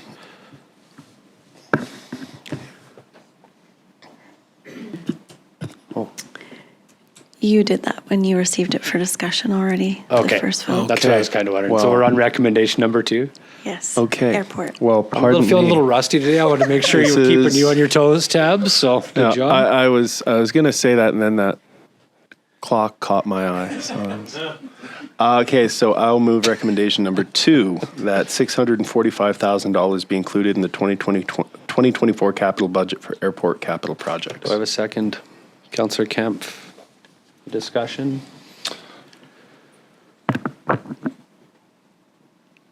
No? All right, I will call that motion to vote.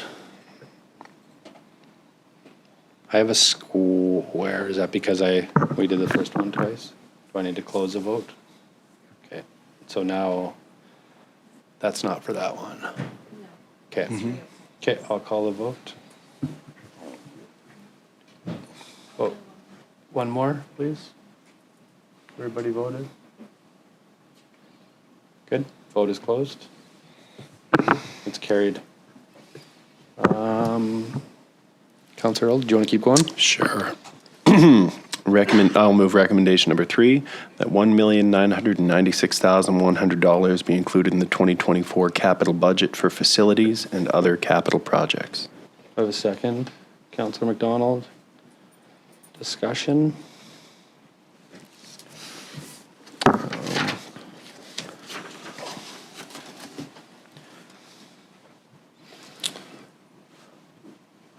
I did have, sorry, I just gotta get caught up here.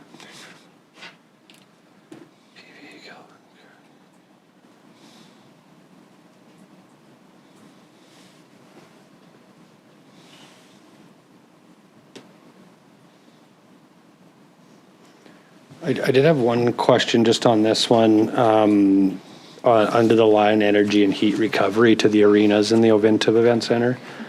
I did talk to Kevin a little bit about this, but I know the last 3 years that I've sat here, we've put a substantial amount into the arenas annually. So I'm just wondering if this is like just tidying that up, or if it's something that we're going to see going. So through your worship, so we've been doing, I know with Memorial, we've been doing HVAC systems, and we're just, that's finalizing.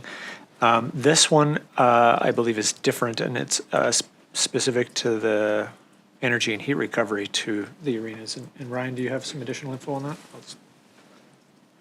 Yes, through your worship. Yeah, so there are some opportunities, some grant opportunities out there for us to look to reclaim the heat off the ice plants and use it in a different manner to help reduce our energy costs. And that's just not for perhaps the Kin and Memorial Arena, but also for the Ovintiv Event Center as well. Okay. So it's to go through that process, that planning process to get that data, that information, so we can actually move forward to the next step. Yeah. Oh, awesome. Thanks, Ren.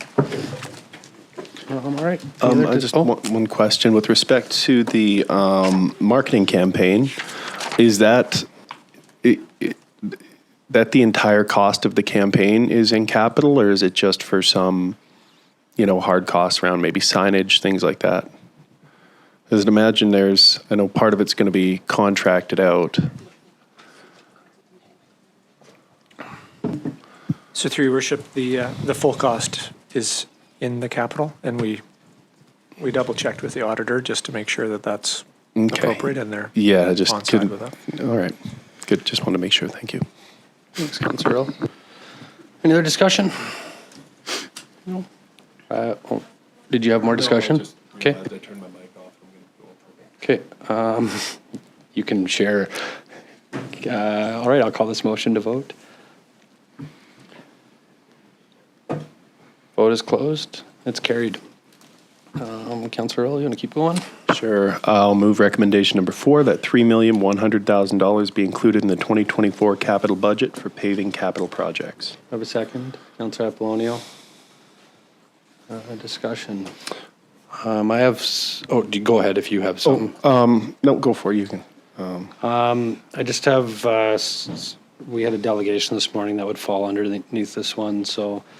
I guess one, on our last council, we pulled that paving project out, and we're directed staff just to take that $1 million out of the $5 million that we're borrowing. So we haven't included, so we still have the $1 million room in our budget, but we haven't included anything new, right? Yeah. So you haven't went to the master plan, which was the high priority. So through your worship, direction at the last council meeting was to remove that project, which was approximately $1 million in the general and $200,000, I believe, water sewer. So we pulled that out.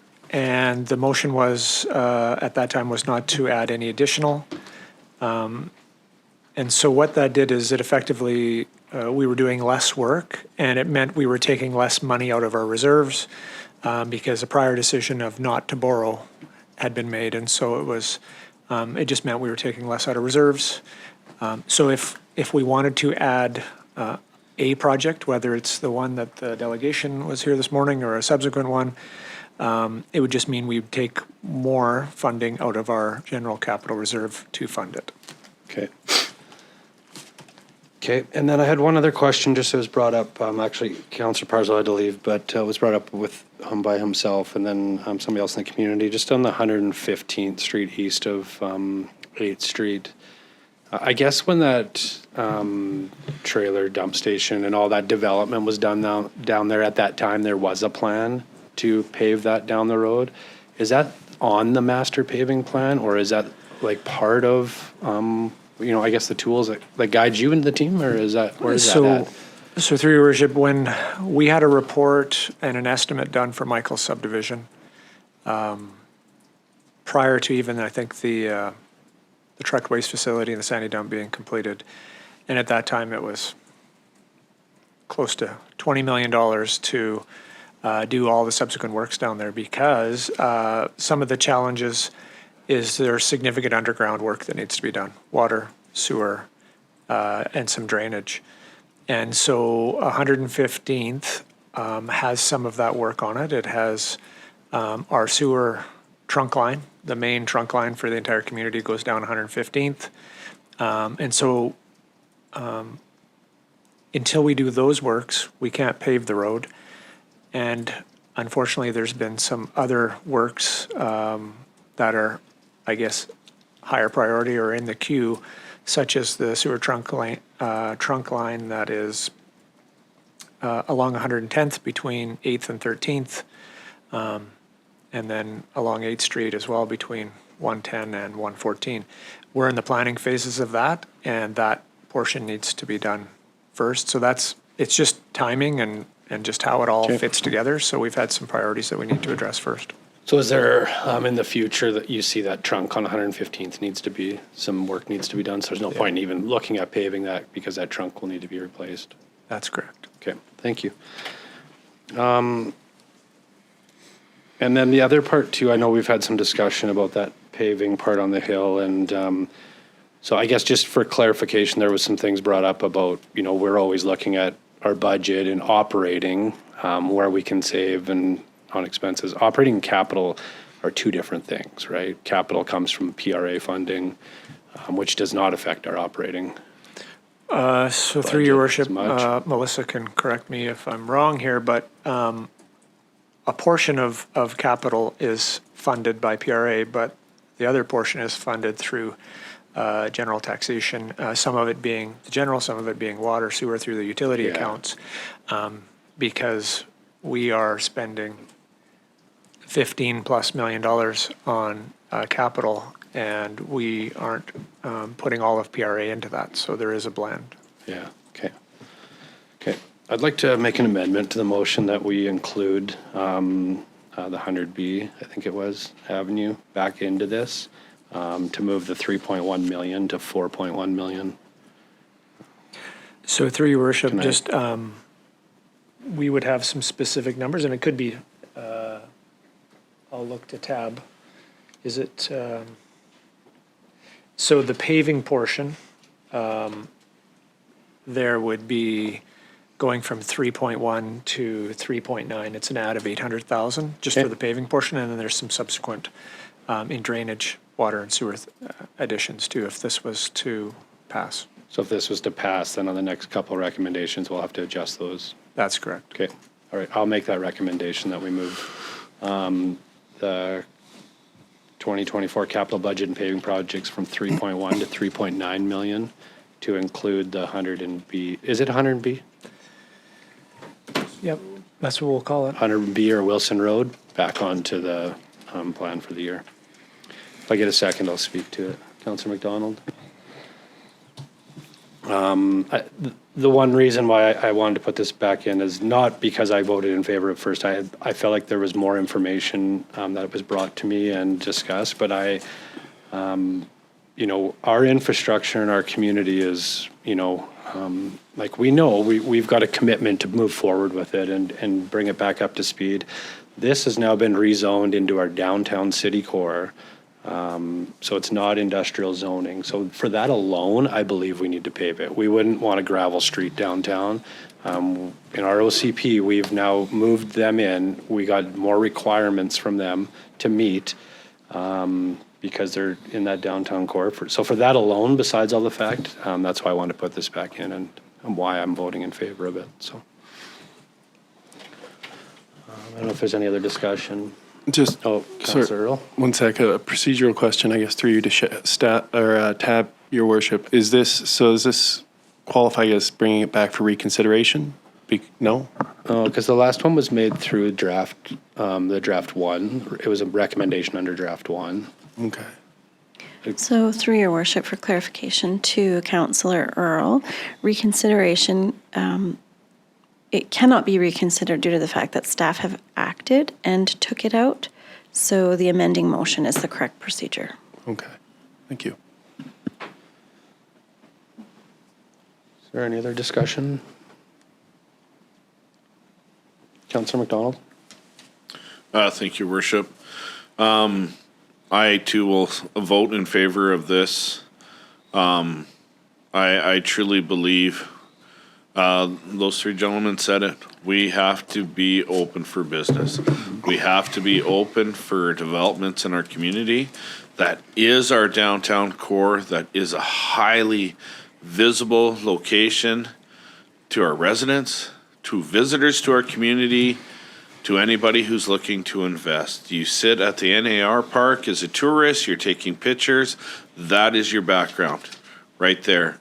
To have a beautiful, updated building with nice paving screams development, screams progress. It screams how great Dawson Creek is. We've discussed about having the art gallery updated, beautified, that building updated, beautified. To have that pavement done as well, updates, beautifies. And again, we have local residents investing large sums of money into our community. And I think we just need to walk with them hand in hand and making Dawson better, improving, showing that we are open for business and we want to continue to work with everybody on improving our community. Great, thanks, Councillor McDonald. Councillor Apolonio? Yeah, hearing from your worship, Mayor Darcy, I think, as he said, there's a leg room for the budget. So seeing the three gentlemen a while ago, I know they're passionate about their business and, of course, what they want to do in the community. And especially now, I believe especially we have mental health issues or problems. So that kind of business, and including the Vulcan, employing several people, would go to the other direction, like a positive addition to the community, because we need those facilities like the health, the gym, about our welfare and well-being. So. Thanks, Councillor Apolonio. Any other discussion? All right, I will call that amendment to vote.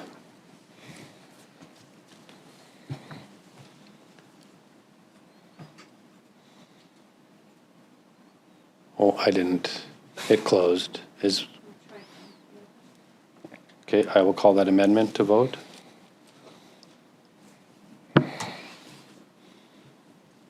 Vote is closed. It's carried. Councillor Earl opposed.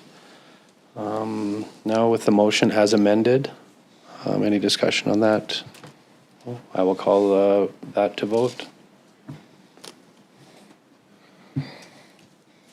Vote is closed. And it's carried. All right, Councillor, or I guess just before we go forward with that one passing, do you want to, there's going to be new totals for the next two. Did you want to give a little bit of a heads up for Councillor Earl attempts at those two? Yes, just 1 second, through your worship. Or do you have?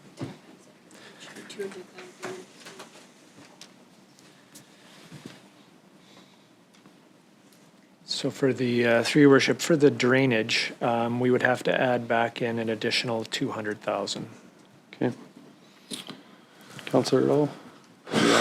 So that's puts you at 3152. Yeah. Okay, I'll move recommendation number 5, that $3,152,000 be included in the 2024 capital budget for drainage capital projects. The second, Councillor McDonald. Any discussion?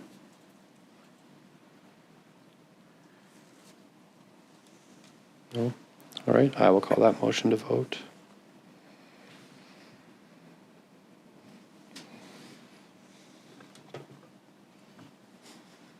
Vote is closed.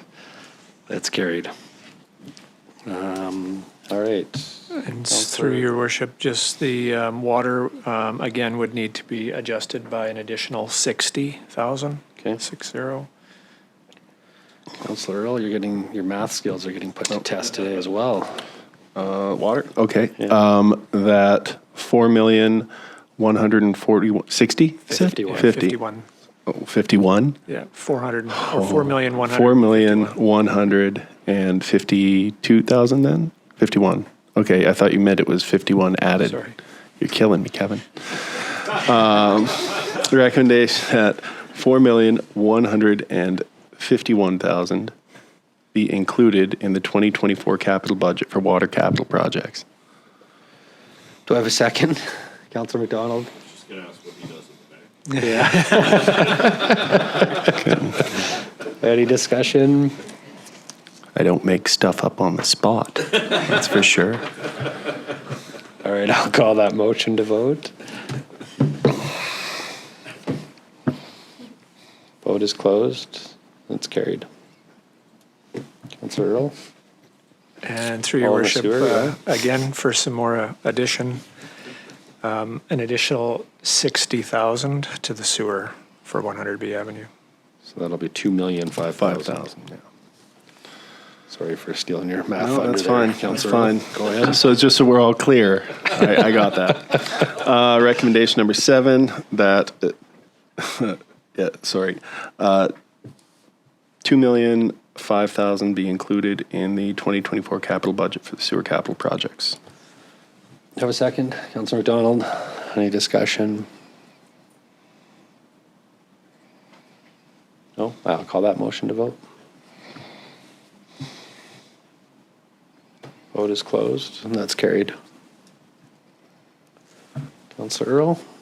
Final recommendation, recommendation 8, move that the 745,000 be included in the 2024 capital budget for equipment pool capital projects. Second, Councillor McDonald. Any discussion? No, I'll call that motion to vote.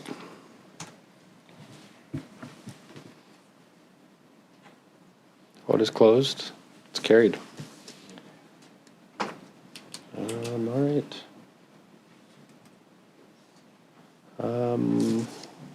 Next, we have 9.2. We have report number 24-016 from the Chief Financial Officer regarding 2023 interest revenues.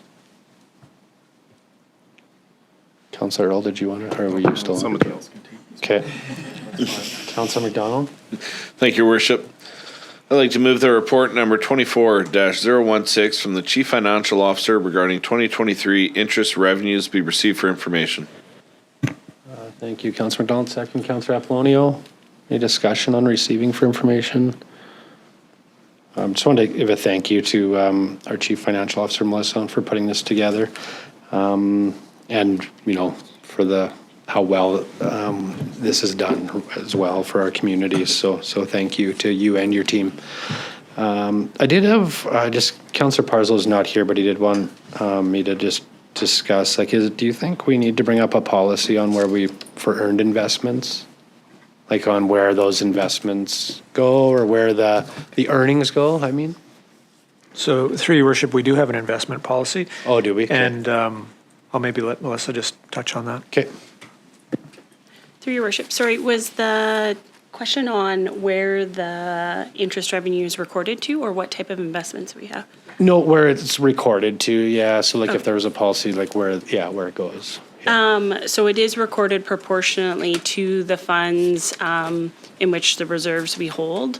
So the capital or the interest that we earn on our capital reserve balance is part of the capital fund. And so we don't use those funds for operating or anything like that. And we also accrue interest to our equipment pool, cemeteries, our water and sewer capital funds, as well as our general funds. So like, just to elaborate a little bit, when you, on our budget where we have revenue from this, that's only on our operating funds that are put into investments?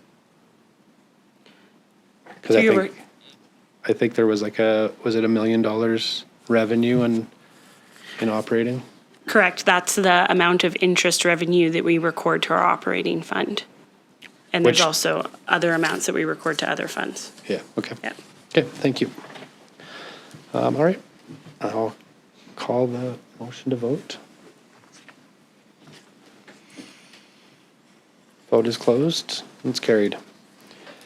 Next, we have 9.3, report number 24-017 from the Chief Financial Officer regarding 2024 budget interest revenue and average rate of return. Councillor McDonald. Thank you, Worship. I'd like to move that report number 24-017 from the Chief Financial Officer regarding 2024 budgeted interest revenue and average rate of return be received for discussion. Do I have a second? Councillor Sudnick. All right. I'll call that to vote. Vote is closed. All right, any discussion? No? All right. Next, we got report number 9.4. We have report number 24-018 from the city planner regarding development variance permit 23-03 C120 on 1108 8th Street.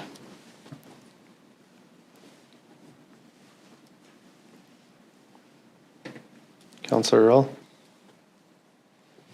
Thank you, Your Worship. I'll move the recommendation that report number 24-018 from the city planner regarding development variance permit 23-03 C120-11008 8th Street be received. Further, that development variance permit 23-03 C120 11008 8th Street be approved to vary sign regulations bylaw number 4369 2018 for a variance of 2.49 square meters to allow a signage area of 5.29 square meters on the west side of the building and the east side of the building, a variance 0.51 square meters to allow a signage area of 5.31 square meters.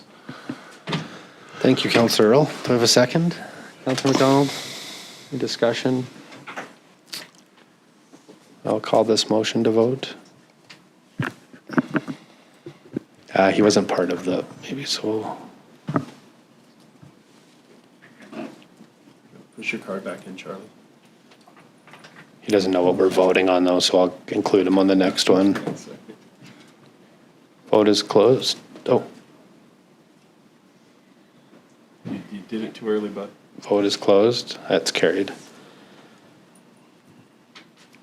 What are we doing for? I'm actually gonna just call a five-minute recess. We'll come back in at or just before 11. So, 9th back to order.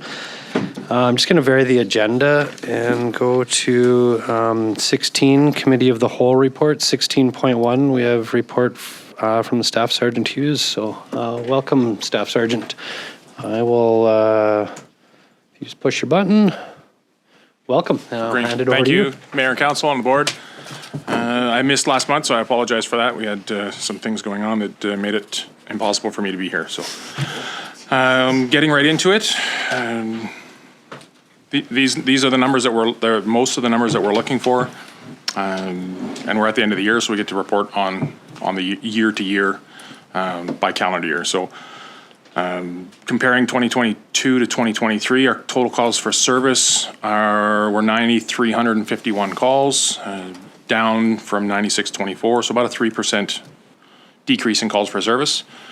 The Dawson Creek City piece of that was only actually down by 16 files over the year. The big decrease was 257 file decrease in the rural areas.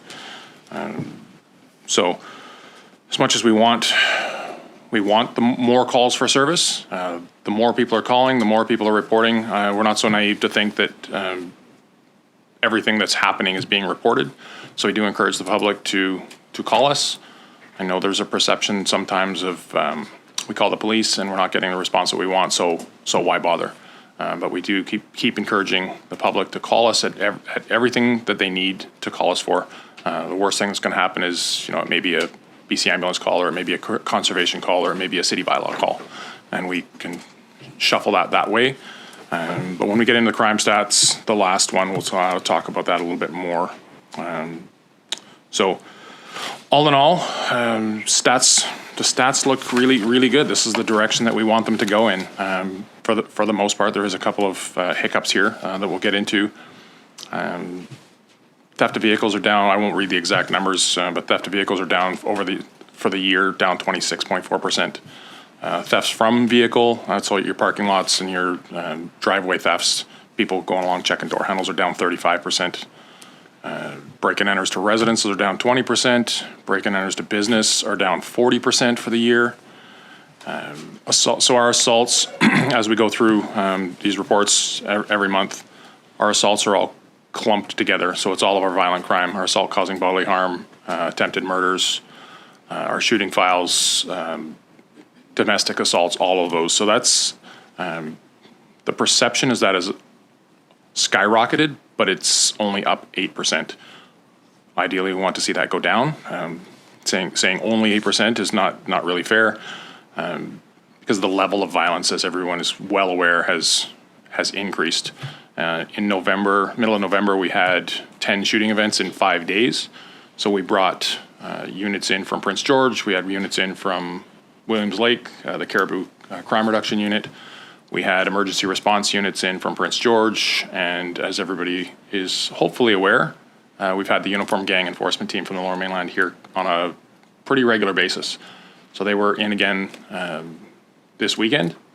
They weren't here 2 hours, and they seized a gun and some drugs from somebody, and charges pending there. So everybody knows that they're here when they're here.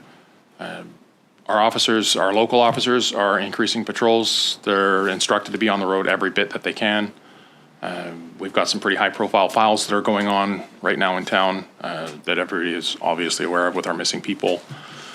So that's taking some time, but it hasn't taken anything away from the gang task force coming up and doing their patrols, and it's made a huge difference. The shootings stopped almost immediately. There's been a couple of reported shooting events that turned out to be fireworks or firecrackers. So that is paramount for the safety of the community. I think it's been an excellent response and with an excellent result, and that is planned to continue well into the spring. So we'll be keeping that up. Our sexual assault, sexual interference, we've talked before. It shows an increase of 4.7% for the year. We had a huge spike in July, and again, that encompasses any file with a sexual component, which unfortunately groups in teenagers and high school kids, elementary school kids even, conducting the act of sexting. So when they're sending pictures of themselves back and forth, 3 or 4 events of somebody sending a picture around could generate 3 or 4 files. So that spiked huge in July, coincidentally at the end of the school year. And then it's just shown a declining trend, getting back down to kind of where it should be. So the year-to-date count for those files was 43, with 43 last year, with 45 this year, with only 2 in the month of December. So continue to work on those. Education in the schools is a big piece of that, and that's proving successful, having that trend showing back towards the direction we want it to go. Ideally, we'd want to see our sexual offenses at 0. Unfortunately, that's not the world we live in. Drug possession, drug trafficking shows a decrease of 29%. A big piece of that's going to be decriminalization, not the actual fact that it's reduced. This is the crime stat piece of it. So decriminalization has taken away from having those offenses reported as a crime now. Our impaired driving is down 8.5%. A lot due to our BC Highway Patrol units. Every time there's an event at the fairgrounds or Oventive or anything like that, everybody hopefully has seen, they have been doing an amazing job of lighting the sky up red and blue. we had a couple of concerts. The PBR event took place there, and every exit to the place was blocked by police. You couldn't get out of that place without passing out the roadblock. So I think the next morning there was a very significant amount of vehicles still parked in the parking lot. So that's what we want to see. So showing people being a little more responsible, and if it takes a little extra enforcement to show people that the penalty is going to be there if they step out of line doing the impaired driving stuff, there's just no tolerance for it. So very happy to see that down, and that's not for a lack of enforcement or effort on the police part. So they've been pushing that hard. Our motor vehicle collisions are down 6%. Our theft, all thefts, including shoplifting, are down 21%. And our mental health shows an increase of 1%, so a difference of 5 files over the year. So 565 from 2022 to 570 for 2023. And that's all files with mental health component to them, not just necessarily a file we're responding singularly to a mental health event. It could be a file with any file with a mental health component to it. So we get into the unspecified assists. I've added this to the report at the request of council. Shows an increase over the year of 35%. So last year we had 1,056 files. This year is 1,427. Now these, a little bit of a double-edged sword with these unspecified assistants. They don't really fall into any category. These are the files that they take up a lot of time, but we need these files to happen. These are the files that bring the police officers to the area. As frustrating as it may be, somebody calling and saying, hey, there's somebody walking down the back alley. It's not really there's no offense. So that's why it gets scored as an unspecified assistance, because there's no offense, there's nothing illegal about somebody walking down the back alley. But we still do want those calls from the public. If somebody's walking down the back alley at 3 o'clock in the morning, all dressed in black, with a flashlight and shining it into yards, everybody knows what they're doing, but we can't go and arrest that person for casing homes. There's no offense of casing a home. We're never going to be able to prove that they were planning to do a beanie. What it does do is it brings the police into the area, and it shows that person that if I go down the street, somebody here is watching. Somebody is going to call the police. So this comes as well, that theory of crime reduction with our Citizens on Patrol, our Rural Crime Watch. We do have the local Citizens Take Action group that we continue to build a fantastic relationship with them. Have had next to no problems with them since I've got here. There was some problems before. We continue to build that relationship. I'm very pleased with where that's going, and hope to continue to foster that relationship and make it more of a partnership than it was before. So I'm very happy with that, the way it's going. I met with the Rural Crime Watch meeting in Tom's Lake last night for their AGM. That went very well, very positive. They have not, I just learned that they have not been including their rural crime patrols in the stats that are in this report. So I've asked to start including that. So that'll show as a separate stat. The Crime Watch Citizens on Patrol numbers that you have here are just for the numbers in Dawson Creek. So that'll be a little change you'll see coming forward. So as far as crime stats go, again, almost everything is going in the direction that we need it to. With the outside units here giving us assistance, I'm very pleased with that. So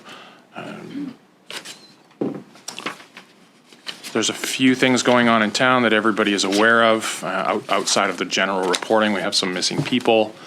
I've been asked several times what our challenges as the police. What are you seeing as your biggest challenge with these? And social media, rumors take so much of our police time. We cannot, when we get a tip, or somebody says, hey, I heard this or read this on Facebook, or we see something on Facebook, and we don't typically monitor Facebook as the police, but as people, most of us have Facebook accounts. Stuff comes to our awareness, and we don't just leave stuff. If somebody says something, we investigate it, and it takes a lot of time based on rumors on the social media. And an example was just from this morning. Over the weekend, we had a semi-truck that was lit on fire. So on social media reported it as somebody was shot in the vehicle, then they lit it on fire, and there was a body. Absolutely not the case. It was a stolen vehicle that they drove down out of sight and lit it on fire to destroy evidence. That was it. So thank goodness we maintained scene security of that until the vehicle cooled down, which is a part of the investigation. Cleared the vehicle. I can guarantee the board, mayor, council, the public, there was no shooting, there was no body in the truck, there was no murder. So, but this takes a lot of our time away from, healthy, productive, investigative steps on the multitude of files that we have going on here right now. So, Cole Hosak is the latest missing person. Prince George has resources here just about full-time working on that file. We're doing everything that we can to advance that file. I can tell Mayor and Council and the board that advancements are being made. There's nothing that I can discuss publicly, but advancements are being made in that file. Just a horrible situation for the family. So if there's any questions, hopefully there are. I can address those now. Thank you, Staff Sergeant. I guess just before I open it up, I just, I want to give a thank you to yourself and to all the RCMP for what you guys do. I know, even just this and the pressures you face are, not the best, right, for what you guys do, and you're out there, and we appreciate everything you guys do and yourself. We've seen just a lot of good things since you've been here, so just a thank you to you and the team. And it hasn't been the easiest of times, but we appreciate each and everything all of you do, so thank you. Thank you so much. I still consider myself new here. It's been eight months. It's been a very fast 8 months, fast-paced 8 months.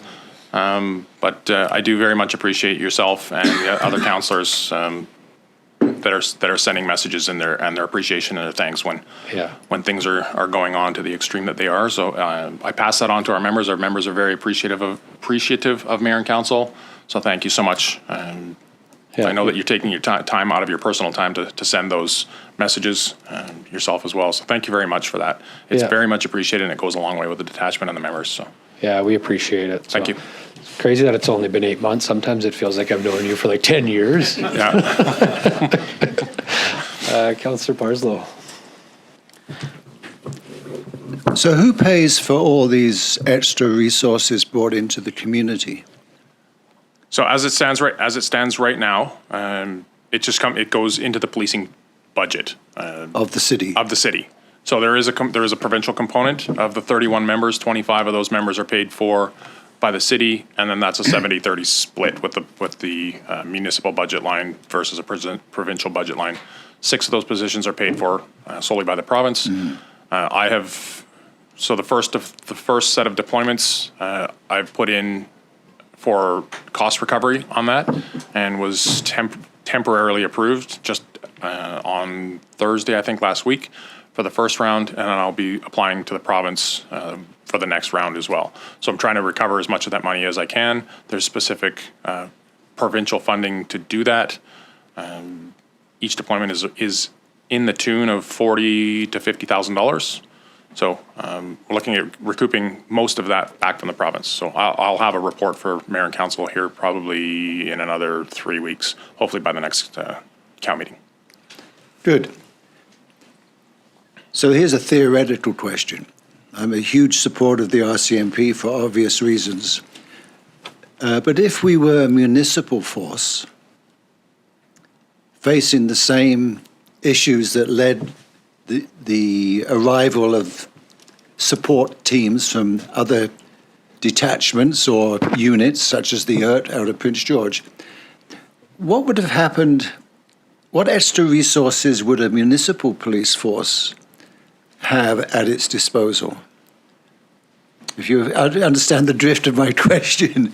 So yes, thank you for the question. It's a very difficult question to answer because there's a lot of hypotheticals and a lot of ifs. Yeah. So we get, it's very dangerous. I've never worked for a municipal police force. It would be my understanding that if Dawson Creek had Dawson Creek Police Department, every bit of the funding of all of the police officers would be paid for. So there would be no 70-30 split, and there would be no provincial positions here. It would be just funded by Dawson Creek Police Department. And then anything extra and above would either be funded through contributions to the city to integrated teams. So in the Lower Mainland, there's an integrated ERT, which is emergency response, SWAT for the Americans.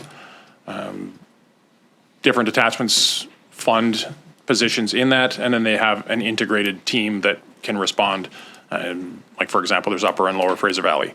So funding comes from each of those detachments, and they kind of share. There's integrated police dog services. There is the integrated traffic enforcement unit that has West Van, Delta, all of the local Surrey RCMP, Coquitlam, Vancouver, all of the municipal forces have contributions to that, and it's regional. So it would depend on what type of resources what financial resources Dawson Creek would contribute and what type of resources were available. My best guess, for the most part, you'd be on your own. Yeah, I mean, it's a question I've been asked because of Grand Prairie's move to municipal police force, right? And, and then when you share all the resources that have come in here to help the community and help our local detachment, it just sparked a thought in my mind, well, apart from the 70-30 loss, where would all these extra resources come from? Thank you. So my short answer is they wouldn't. Yeah. Unless Dawson Creek wanted to pay for them. Yeah. So one of the things, the Uniform Gang Enforcement Team is an integrated unit. The last deployment, I think most of the members were from Delta PD that were here assisting. So it's just one of those integrated units. Yeah. Works fantastic. Yeah. Good. Thank you. Thanks, Thank you. Councillor Parslow. Councillor Earl. Thank you, Worship, and Happy New Year to the Staff Sergeant. Just a couple questions, I guess. So that occurred to me as I was reading the report. So the widening gap, I guess, between rural versus city crime, do you have any sense of what's accounting for that? Is it just more opportunity in the city, less? Is the rural crime watch, more present, visible? Just because that's an interesting to see that divide begin to open up. And I know historically, those kind of property crimes in the rural areas were seen as kind of the low-hanging fruit for criminals because they were so remote and removed from a police presence. So to see that kind of divide happening now is curious. Any thoughts, or is there? Okay, sorry, you said you had a couple of questions. I was going to wait for the next okay, one. no, So- that's fine. It's just I'm kind of jumping around from subject to subject here, so I didn't want to. But I guess then, with respect to the unspecified assistance calls, and thank you for including that. I know it's extra work for you, but I appreciate it. If you were to, how much of this would you say would have previously been covered under drug possession, but now that it's no longer criminal, if somebody's, say, behaving erratically and you pull up to them and find them with drugs, now that's no longer a matter of a criminal file created around drug possession, but they still may need to be taken into custody for their own safety, for their own what have you. Is there any kind of spillover from that into the unspecified assistance, or would that still remain its own category irrespective of that? Okay, thank you. So the first question, the rural versus city gap. So the stats show that the city stats are within 16 files for the year. So it appears that the rural crime has decreased by 257 files. And the important thing to remember is this is reported events. Okay. So we miss 100% of the opportunities that we don't get. So if people aren't calling, and it's hard to tell, there's actually no way of telling, is crime actually reducing, or are people not calling us? So we can only report and take the statistics from what people are calling in. The flavor from the Rural Crime Watch meeting last night, their AGM, the people that were there, is they have the feeling that people are calling us less. So we're trying to get that awareness back out, have people call us. One example on a massive scale is the oil and gas companies are losing billions of dollars a year in the Peace region in fuel thefts and copper wire thefts and property crime, and a huge portion of that is not reported. So that's not captured anywhere in our stats, Chetwynd, Tumbler Ridge, Fort St. John, Prince George. So in the same thing, are the gap or the reduction, I have no way of knowing if it's an actual reduction in crime. I would suspect that it's a mix of both. There is a reduction in crime because there's heavier patrols, but there's also clearly a reduction in the event reporting. So it's just a public awareness piece. We need to get that out. So the next piece for unspecified assist. If we arrest somebody, if we go to a drug file, like if somebody's out of control and there's a drug component to it, that still gets scored in that drug possession because the drug possession is what brought us to the file. If somebody calls in, somebody's doing drugs in the back alley, and we go to that and it's deemed within that, less than 2.5 grams, then those go into unspecified assist. And without dissecting all of those file types that encapsulate that, there's just no way to tell. I would suspect that it's fairly small. Okay. And I guess one last one. So with respect to you referenced the Mental Health Act with respect to a portion of the apprehensions.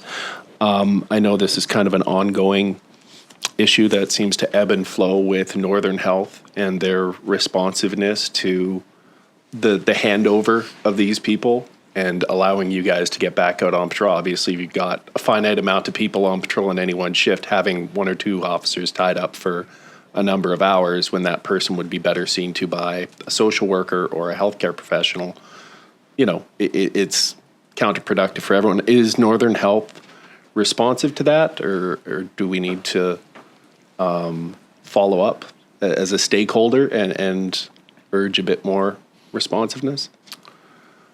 So yes and no. Yes, they're responsive. They're aware of this of the situation. One of the problems that we're seeing now is with the increased level and potency of drugs comes also an increased level of agitation or potential violence. So our hospital here, as most smaller communities around the province, don't have on-site security. So when we bring somebody in that's apprehended under Section 28 of the Mental Health Act, our obligation is to maintain continuity of that person and custody of that person until they're seen or actually certified by the physician.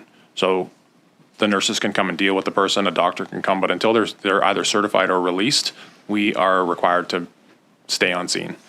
So as every service in the north, in the province, in the country, everybody's short. So yes, it does need to be addressed through Northern Health. Yes, they are aware of it. They're doing what they can. We're just doing our best to partner with them and give resources where we can. We, unfortunately, as the police, don't have the option. We can't. If we take somebody in that we've apprehended, we can't unapprehend somebody.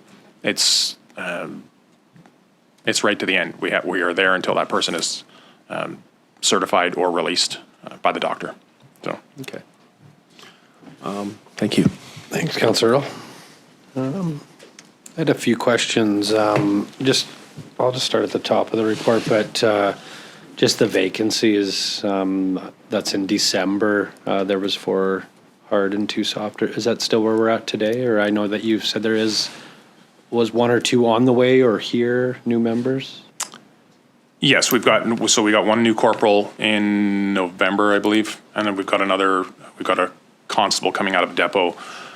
He's reporting very well. There's no indication there's any reason why he wouldn't graduate. Very excited to be here. He graduates March 4th. His first shift is March 17th. We've identified a trainer over there for him. All of BC right now is getting between 5 and 12 recruits out of depot coming to the province. So I feel very lucky to get the one that we have coming. Okay. I keep pushing staffing for more, but there's every detachment in the province, especially in the north, is doing the same. So yeah, okay. We talk to them weekly. We're begging and pleading. Yeah. Dawson Creek. One of my key points with staffing is that Dawson Creek is a little bit different. Well, it's a lot different than just about anywhere else in the north. We have issues here that other communities aren't seeing. So because we're special per se, I'm looking for some special treatment from staffing. So I keep pushing that, and hopefully that will bring more members our way. And I don't see why it wouldn't. We just need to. Yeah. Unfortunately we have a larger number of vacancies across the province, then we have people coming out of training. So we do have a recruiting push coming. Police Week is in May. So we're liaising with the Rural Crime Watch and the COPS program. We'll be having a barbecue out in front of the detachment. So Perfect. and we're doing a recruiting push with that too. And then again, we'll do a recruiting push at the fall fair when that comes around. So Okay, excellent. thank you. And then to go on to, obviously great to see the decrease in everything, but then we talk about, there's a lot of decreases, but I know that's not a decrease in your workload or the RCMP members. So I guess a bit of the fear I have in this is, as much as there's some decreases, there's been a lot of elevated areas that have added to Dawson Creek being special, as you referred to. Yeah. I just, provincially, if they were to see this, would they, be like, well, Dawson Creek doesn't need any more support, everything's decreasing? Like, is there, I know we're advocating provincially, but is there, I don't know if you get what I'm saying, but it's showing like a decrease on everything. So is it harder to say we need more members? Because No, definitely not. Our violent offenses, our serious crime, North District RCMP headquarters and E Division in Surrey RCMP headquarters are well aware of when they're sending units up.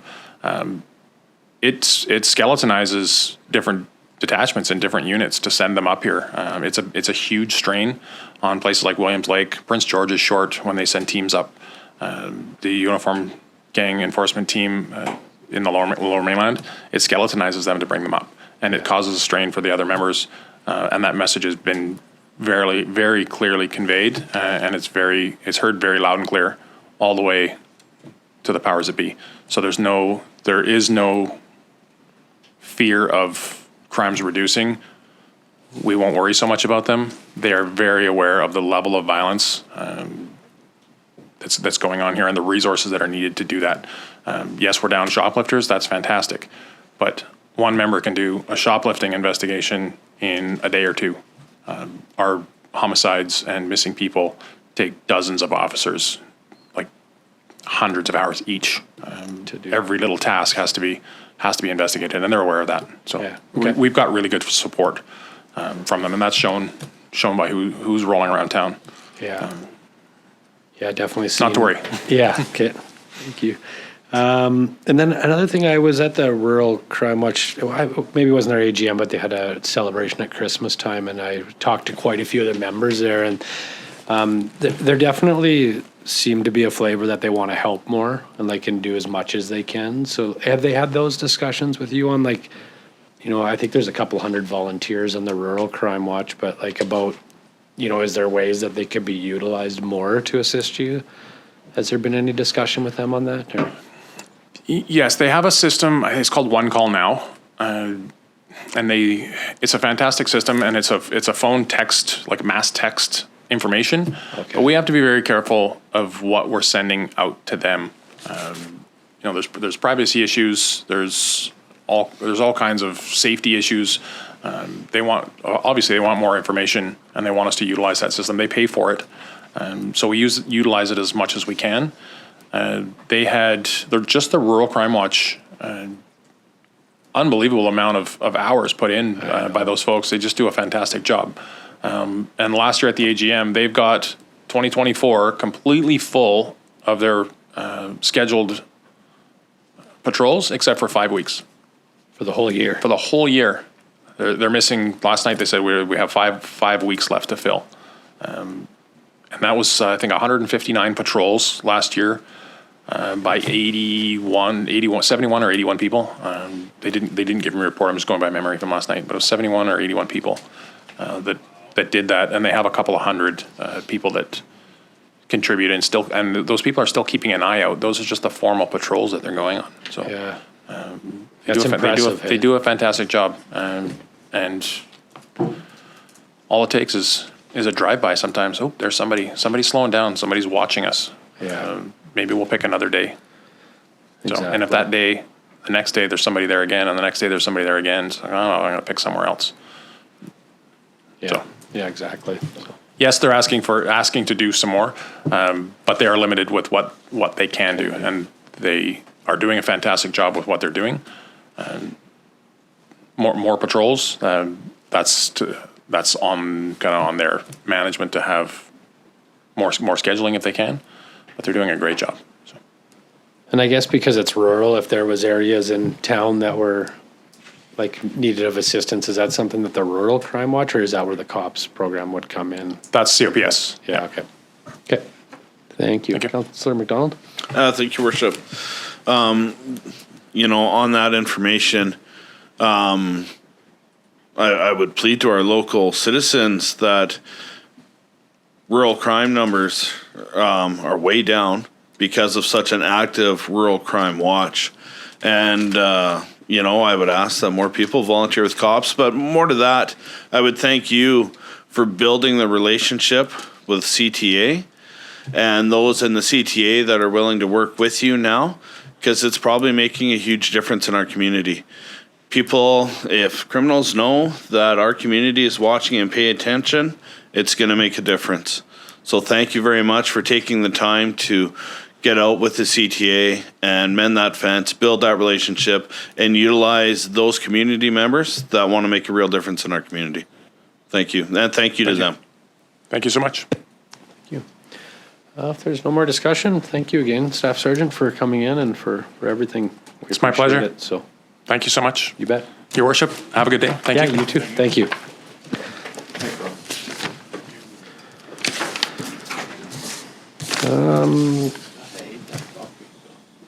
I know I keep looking the wrong way too. Okay, back to the agenda tab. Am I on 9.5? We're back to. Okay. Next item is 9.5, report number 24-019 from the Chief Administrative Officer regarding strategic priority action planning update. Councillor Kemp. Thank you, Your Worship. I'll move the recommendation, the report number 24-019 from the Chief Administrative Officer regarding strategic priorities action planning update be received. Further, that Council approve the 2024 action plan, and finally that staff be directed to include the required $105,000 for strategic priorities into the 2024 financial plan that includes $62,500 reallocated from the Play On road hockey event that the city will no longer be participating in. Thank you, Councillor Kemp. Do I have a second? Councillor McDonald. Discussion. Councillor Parslow. So I have a number of things for clarification, but there's this recommendation, and I'm not speaking against the recommendation, just seeking understanding. Is that mean that we are approximately,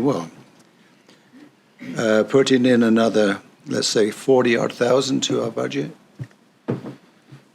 So through your worship, I can speak to that. As it sits right here in the report, I would say yes, but we've also might have some additional savings because we did receive some funding from the province to help fund planning work we need to do as part of Bill 44. That is going to replace some funding that we had budgeted. So there's potentially some savings in there. So we might be able to, additional 105 that's in there, we might be able to cover that through the. Well, as I say, the staff has gone to a lot of work here, and I'm just delighted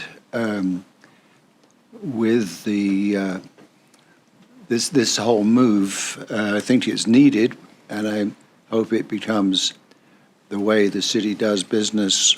And I understand why we were behind, because you were reforming your administration essentially. So it's a question that I had when I read this. Big reports, I always need a hard copy to mark up. And it's really not a question to staff. It's a question that I think council may want to talk about. So the question, if I can ask it of myself, is fine. This is all very, very good stuff, and I'm very pleased about it. when we did this planning, we were looking at, by the end of our 4-year term, what do we hope to have accomplished?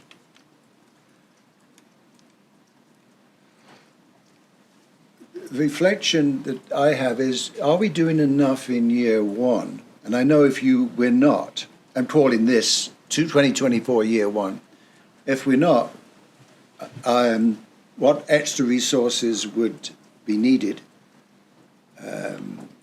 Because I'm not suggesting you do more at all, but because some of these aspirations, right, are wonderful. And you've identified, sometimes some things are to be decided, some things are not applicable, and some things are within budget, right? Or if you get this money here, it's budgeted. But I'm not suggesting we come to any resolution now, but I think it's discussion. Is there something more we want to get done? And if so, are we willing to put resources to it? And I'm just suggesting that maybe at a future next cow, we have just a talk about that with that and decide, right? Because there are some things here that I surely would want to see move forward. So I'm not asking, I just want to get some understanding about something. So I'm turning to the very back here, page 34 of 35. And it says, identify areas and feasibility of solar light placement, i.e. trails. Install solar lights. In other parts of this report, we identify the need for improved lighting. I was expecting a presentation by Don Pettit for information, not resolution, information about some of the exciting concepts. And I'm just wondering if we could just so we as a team here, some of us have some information that others don't have, if we could have that presentation for information at some upcoming council meeting, purely for information. But again, if we want to move forward with this, there's a classic example where we need to find more resources. So I'm just using that as one example, but that's up to my colleagues and myself to give you more specific ideas, or you may have. But there's some language in here that I don't understand, and I have them marked. Some acronyms here. Maybe someone else can ask. Oh, here we are. Brand the 4 C's. One of the C's is courtesy. So through your worship? Yeah. No. So that is something that I had started when I took over this role, and I've been trying to push that through the organization. So it's customer service, culture, character, and commitment. Good ones. Page 23. What is an IPD approach? On page 23, teamwork in the city and outside with groups. What is IPD? Is that you, Deb? Yeah. I'll let Devin describe that. Your Worship, IPD stands for Integrated Project Delivery. Say that again? Integrated Project Delivery, and it's a collaborative form of project management and construction delivery. Okay. Thank you. And under transit, page 20, you have resources, external funding. What is that external funding? So through your worship, I believe that's, is it BC Transit, Devin? Yes. Grants Yep. from BC Transit. Okay. Good, that's all I have, thank you. So through your worship, just, I know on the ask about Peace Energy presentation, Ryan's got an update on that, if you. Go ahead, Ryan. Through your worship, so yes, Councillor Parslow, on that page 35, it's further as you've identified, but on, I think it's page 33, artistic solar lights, it says presentation to council from Peace Energy on opportunities with solar. Our conversations with Greg Dubik, is that right? And Dawn, is that have them to come in Q2 of 2024. So we are working with them to have them come forward here in the next quarter. I'm pleased to hear that. Yes. Because there's some exciting possibilities, and I just want my colleagues to experience that. Thanks, Councillor Parslow. And Ryan? Councillor Earl? Thank you, Worship, and thank you, Kevin and staff, for putting this together for us. I appreciate the timelines as laid out. I do, I guess, echoing a sentiment Councillor Parslow kind of alluded to, the the resources, there's a lot of non-applicable or to be decided. And I know one of the reasons we've kind of pushed for more specificity and done so with an eye towards setting aside resources, because in the last council, we didn't do that. We didn't allocate appropriately, and as a result, some of the strategic priorities were left to kind of linger. I just want to ensure that, as ambitious as these plans are, when we talk resources, that we do have a finite amount of staff time. And I mean, looking at this last week, we had, 2 water main leaks that needed to be fixed, and 2, a whole host of other things happen in the day-to-day operations of the city that monopolizes staff time and kind of, out of necessity, subsumes all other interests. Are we confident that we're, number one, leaving our staff, and if we're saying that resources are not applicable, assuming we already have capacity in-house to do them? And I just want to ensure we're not creating unrealistic expectations for staff, number one, or setting ourselves up for disappointment. Yeah. So through your worship, and I do appreciate that, thank you for taking that perspective, and I agree. And so there's a couple things to that. Most of the to be determined are in subsequent years.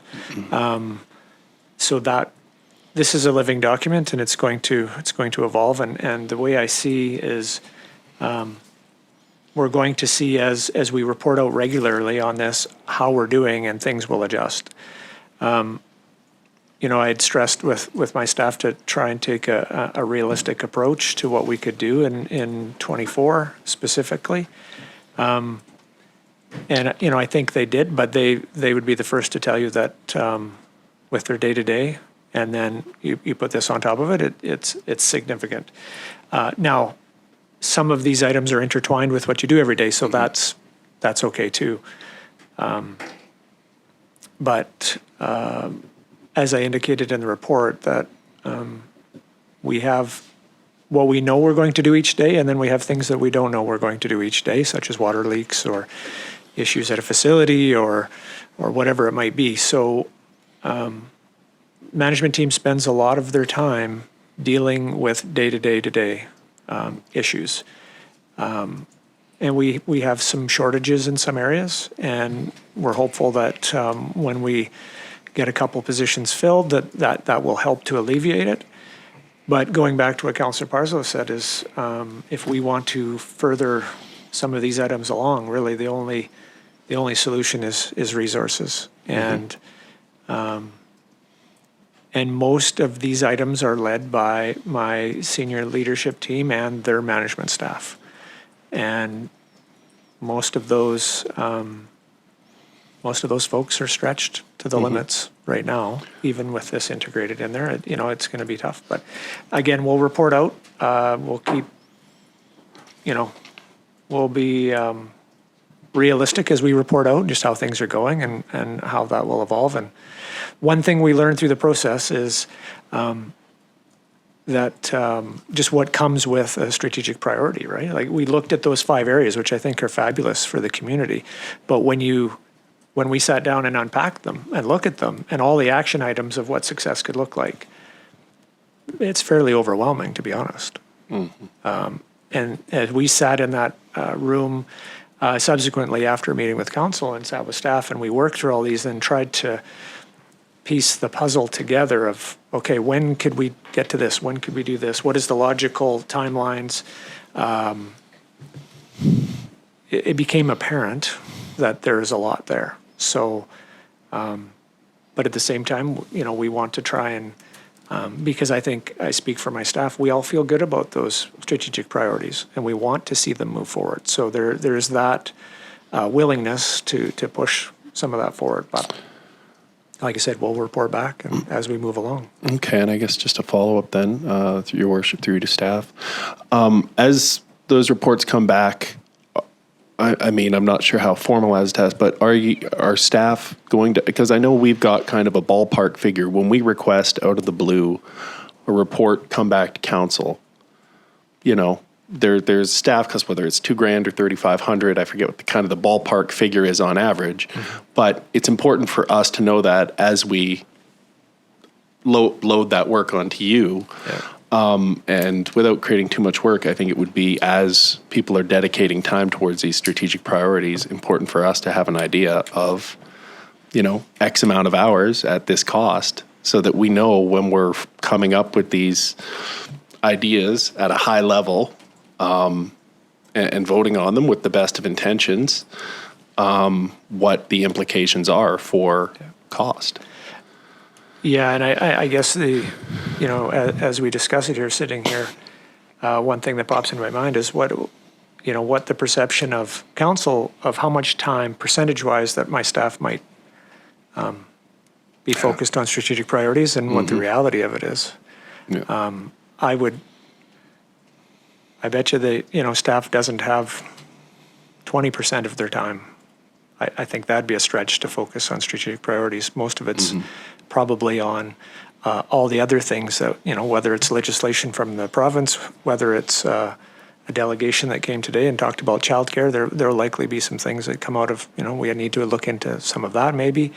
All those things come along. And again, those are the things that maybe we didn't see coming. And so, but that, in my time with the city, that really hasn't changed. That's been the it's just the things that occur to me when I see the not applicable, and it's like, well, I understand we can't, as of this moment, put a dollar figure to it, but there's always a cost when we ask staff to do work like this. So there is, and again, I guess when we say not applicable, we're seeing that as part of the role of a lot of that is communications, and so Melissa sees that as, well, that's why I'm here and that's what I'm doing, and feel that they can fit that in. When those costs start to come in is when it's like, okay, we're out of resources, it doesn't fit anymore, and we're going to need to do perhaps, solicit some additional resources. But well, thank you. That is it for me. Thanks, Councillor Earl. Any other discussion? Councillor Parslow. Well, are we going to have quarterly progress reports, or every 4 months, or every 6 months? So through your worship, I think there's a couple ways that I'd like to do it. We have it on the agenda as a standing item. I'm gonna, I'll talk to Tab about what that can look like, but I'm thinking we could have the 2024 action plan there and have it updated regularly, and then could do a more thorough report for myself quarterly, something like that. That's kind of what my initial thoughts are, if that's agreeable. Well, what Councillor Earl was talking about, I would want that reporting as to be information rich, but time it takes the staff to do the report. So, we get some excellent reports, right? And I've got one here I printed off to do with the SPCA. I don't know how long it took Bill to write this report, but it's top quality. I would be happy with just a point, you know, thing. I agree. And then at least we know what's happening. And I wouldn't want a lengthy report, because it does take, as Councillor has said, it does take time. And so keep it simple, I would say. Yeah, no, I appreciate that. Yeah. Thank you, Councillor Barzil.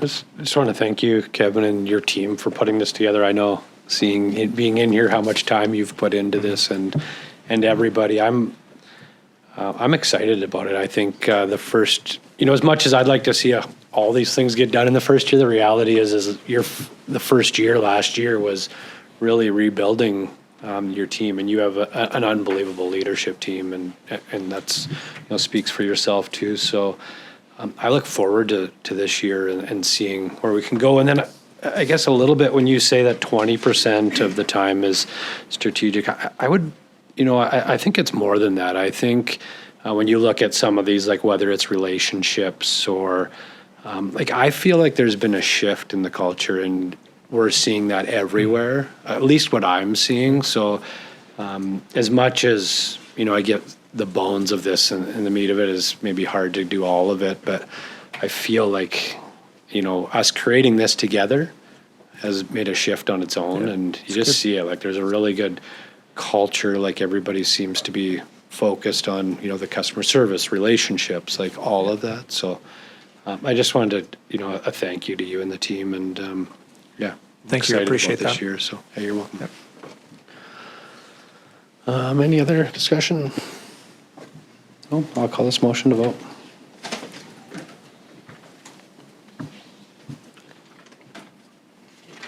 Vote is closed. It's carried. I am going to break for lunch, so we'll be back at 12:30. Back to order. Next order of business is 9.6, report number 23-178 from the Development Service Manager regarding BC SPCA 2024 Animal Control Budget.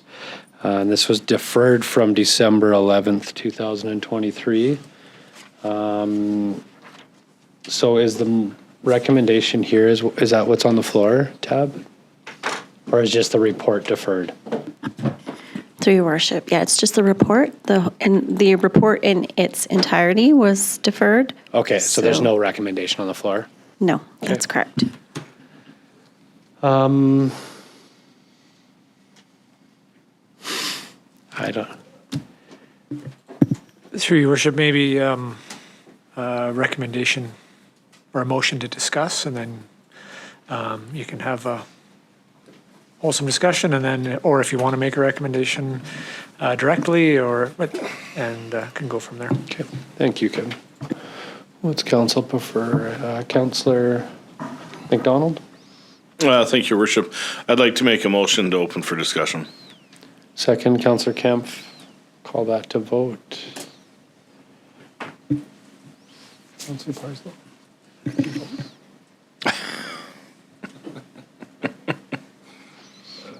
One more.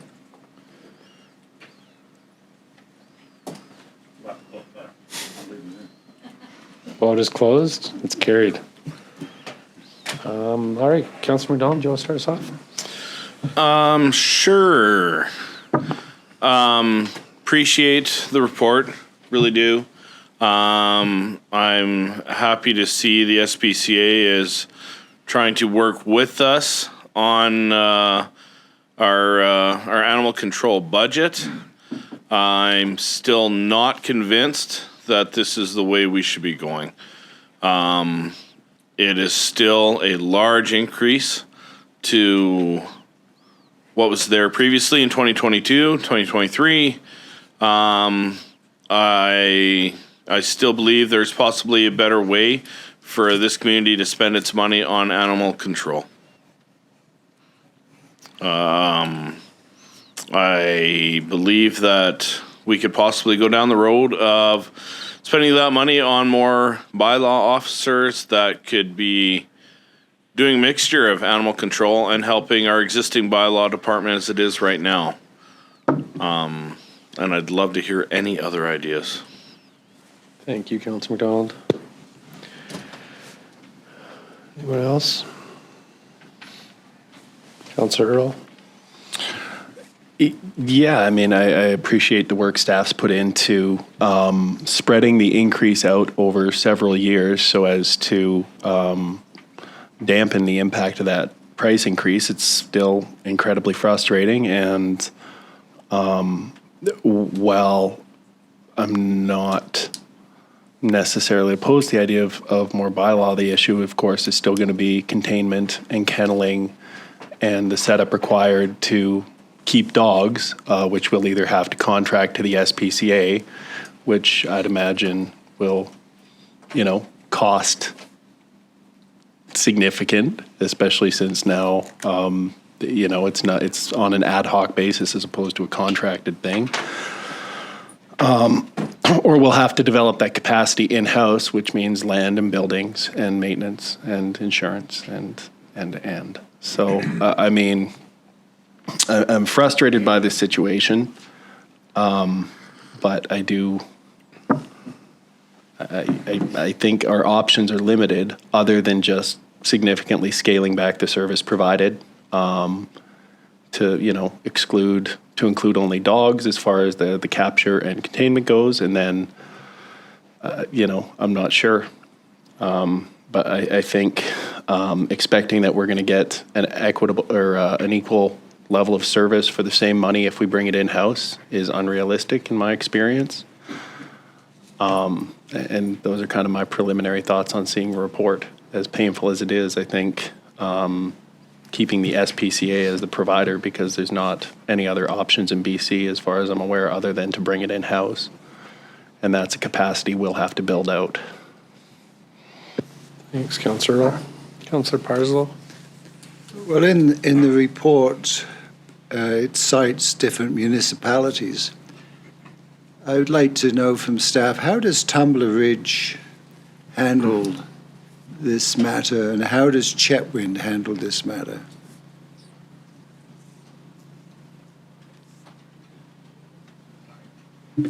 So through your worship, Bill, just come up to the delegation table. Yeah, I wanted Bill to get up there, yep. That was the hidden agenda there, Councillor Parslow. Sorry? That was your hidden agenda? You just wanted Bill to... Well, I've given him enough accolades already for the meeting, so now some shots. Welcome, Bill. Thank you. Through your worship, to Councillor Parslow's question, this town of Tumbler Ridge has a animal control officer. They have, I believe they have store the animals on site at like one of their public works buildings. It's important to note Tumbler Ridge is just shy of 2,000 people, so their calls for service would be lower than we have. Chetwynd? I'm not sure about Chetwynd. I'd have to get back to you on that. Yeah. I think just further to, sorry to cut in, Councillor Parslow, if you're all right, just further to, like, if Tumbler and Chetwynd do have animals, they come to this SPCA, don't they? Like maybe they have short-term places for them, but do they not come to the, I thought I remember something about that. I'm not sure where those animals go, and if, I don't believe they have an agreement with the SPCA for kenneling, but I can look into that. So if I could just make a couple of other comments. So this is a 74% increase over 2023 that's proposed here. And we're dealing with an outside agency. And my mind is, it's saying enough's enough. We need to divest ourselves of this service. You know, I know there's all sorts of pressures on bylaw enforcement, and you probably know I'm fiscally extremely conservative, but sometimes there's some things you just have to do. So I'm toying with the idea is, well, maybe staff will say, well, yeah, we can do this. We need an additional bylaw officer, and I'm saying to myself, well, yeah, maybe the name, not the same services. It might just be dog only or dangerous dog only. But there are other things this person could do that fill in a void that exists. We marry it with something. And yes, sure, they need to be trained. Yes, we may need some equipment. As someone on this side of the table commented to me that this would mean we're pretty well spending the same on caring for people's animals as we are on transit. And see, that hurts me as well. I have a pet. I've had pets ever since I moved to Dawson Creek. But with being a pet owner comes responsibility. And, valuable resources through often, not always, are often through people's, many people change their mind once they buy a pet. We get lots of cats dropped off where I live from the town.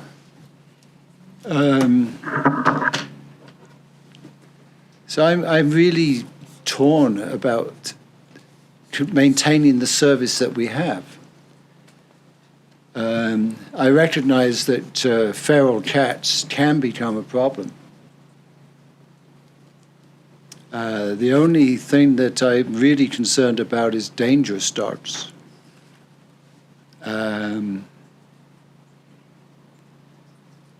So I'm not in favor of continuing with BCSBCA for the services that they have in any regard, and we explore alternatives, which might include an in-house program, because we have no control. If they're the only show in town, and what will happen after this 4-year agreement? Well, we need another 30%.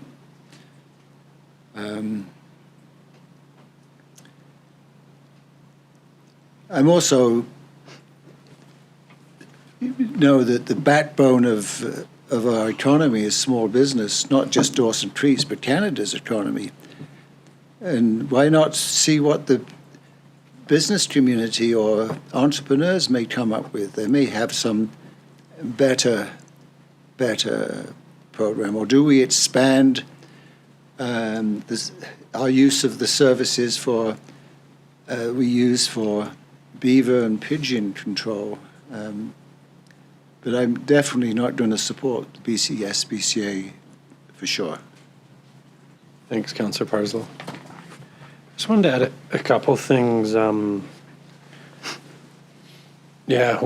thanks for the report, and also thanks to the SPCA and what they do. There's a great team down there, but I look at this and I think like $160,000 increase over 4 years. I'm like, hey, where are we getting that from? So one, we're going to have to cut services somewhere, or we increase taxes. Because if this is our only solution, I'm not okay with just, us just saying yes today. Like, I think, okay, well, if that's the case, this is the tax increase to our residents to pay for it. So that's one part of it. So that's where I struggle with it. Obviously, it's a significant amount. It is, like Councillor Parslow said, as much as transit or other, features. And we know that our budget is tight already. So if we're going to, commit to this, where is it coming from? So I think, like that is a big part for me. The other, is alternate number 1 talks about an RFP to the, I guess putting an RFP out for this service. But, is there anybody, I guess, out there that is even in this business or would be? I guess you wouldn't know that till then. But if that's an avenue we wanted to go, would we look at, revisiting the model first, right? Is it just for violent animals? Is it for cats, dogs, everything? Like, I think there's a bigger discussion. I don't know.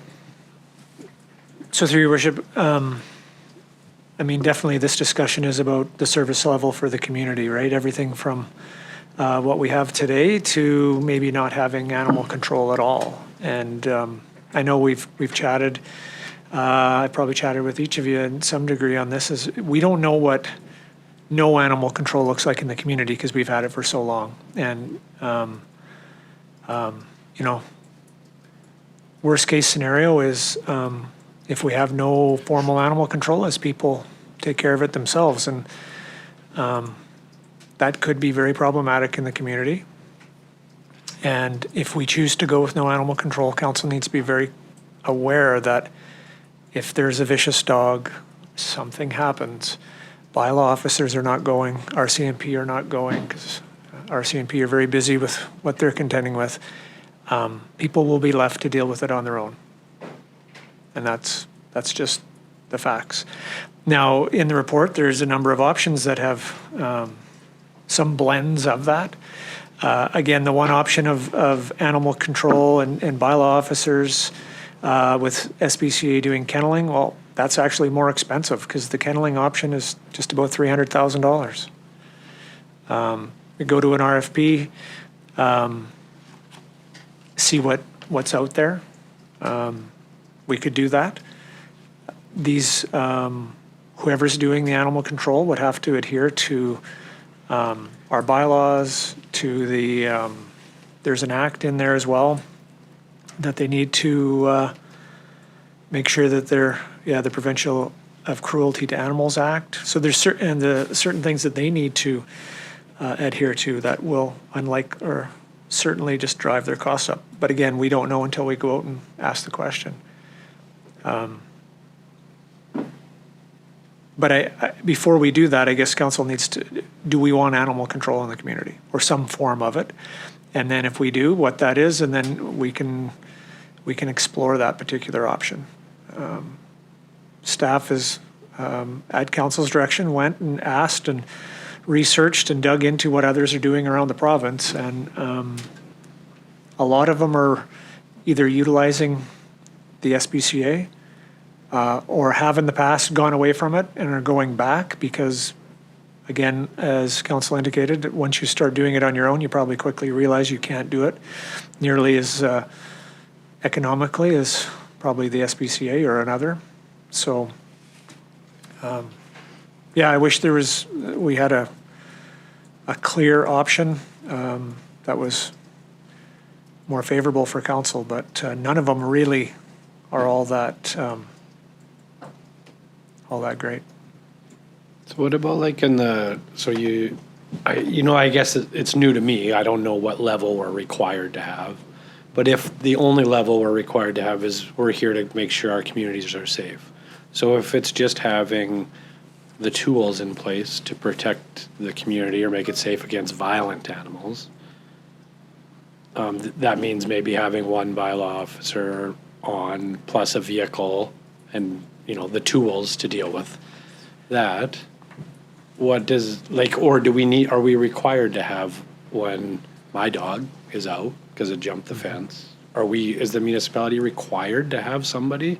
So through your worship, that it'll determine in our bylaws, right? So right now we have a very robust animal control. It's not called that, but our bylaw that pertains to this, and that deals with cats, dogs, on leash, a number of factors.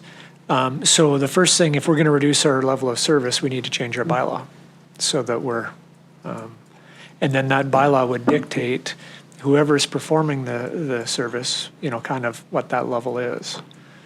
Now, again, if, you've got theoretically a 7-day-a-week service that you might be providing,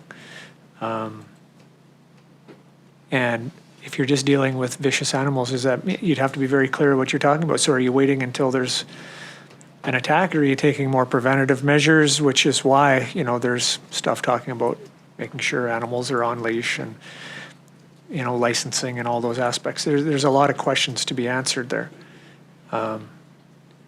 And ultimately, what is the what's the community good with.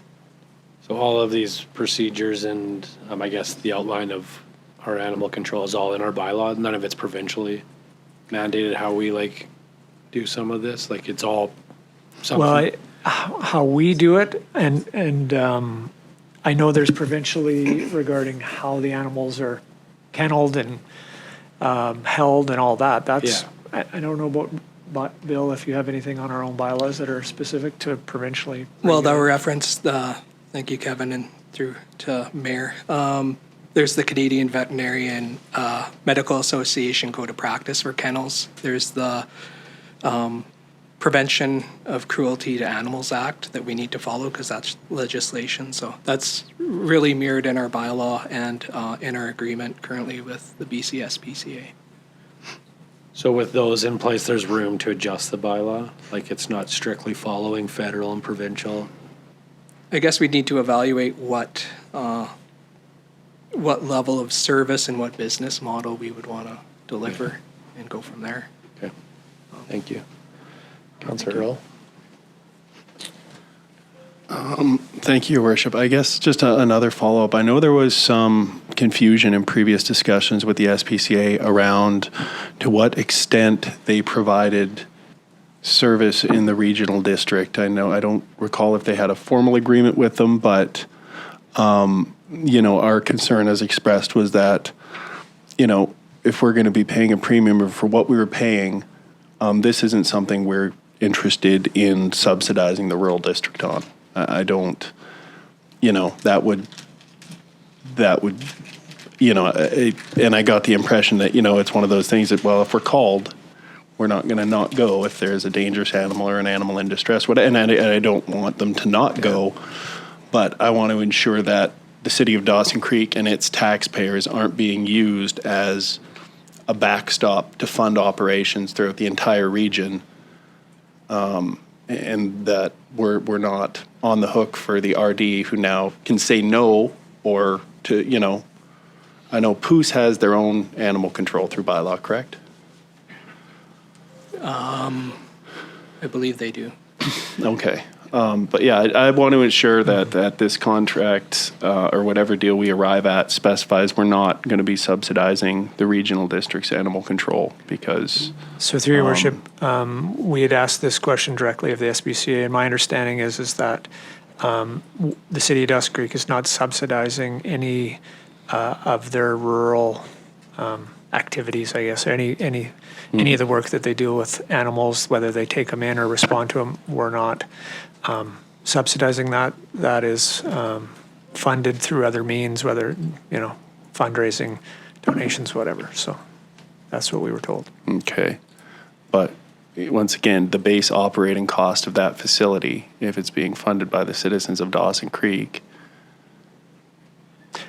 well, there are administrative costs that come with them servicing rural areas. So whether they say these immediate costs are covered by donations, the fact is, without that facility being there, subsidized by the citizens of Dawson Creek, they're not providing that service. So, through your worship, my ask to them was if the city of Dawson Creek was to cease, not continue on with the contract, would that mean the BCSBCA would no longer reside? And they said, no, we'd still be here. We'd still be doing our thing. Okay. So, I know they were here over a year ago, and they spoke somewhat about funding and all that,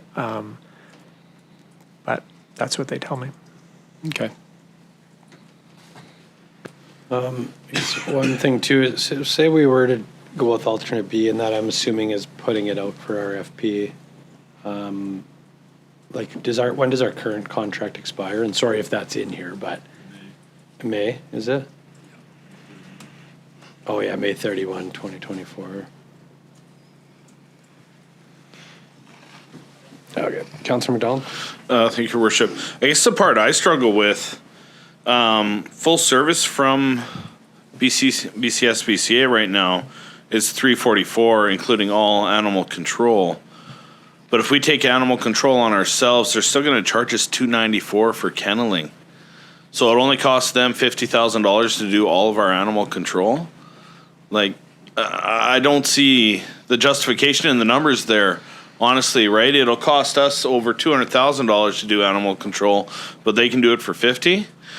Again, like we talked about a year ago, are we being forced to pay for a shiny new building? Yeah, through your worship, I agree. I see the numbers that, and the only way that you will know whether there's something different, I guess, is to go out to an RFP process and seek whether there's a more favorable number from somebody that's able to meet all the legislative requirements. Agreed. Why is kenneling $300,000? I don't have that answer right off the top. Thank you, Councillor McDonald. Councillor Parslow. Well, before we go out to an RFP, we need to be perfectly clear about what level of service or describe different levels of services we're exploring. I think it's fair to say that we have quite the Cadillac service right now. The way that the city responded to the suggestions from the BC SPCA concerning cats is somewhat unique, I believe, in the province. I could be challenged on that, but I know that it was considered to be an exemplar by the BC SPCA that other communities might want to strive for. But, you know, I keep, maybe I haven't, don't keep referencing the Dawson Creek ratepayers when they were active, but they would often use that expression, we have champagne tastes on beer money.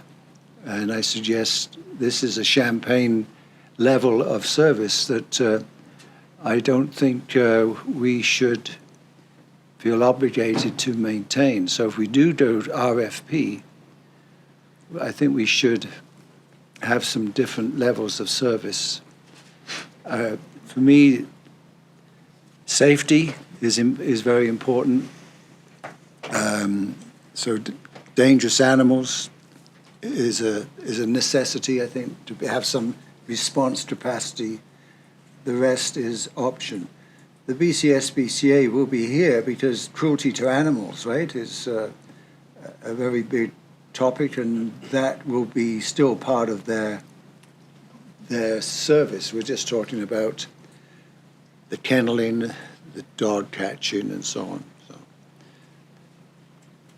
I think we should explore the different levels of service we want, if we want to change them or if we want to retain what we've got.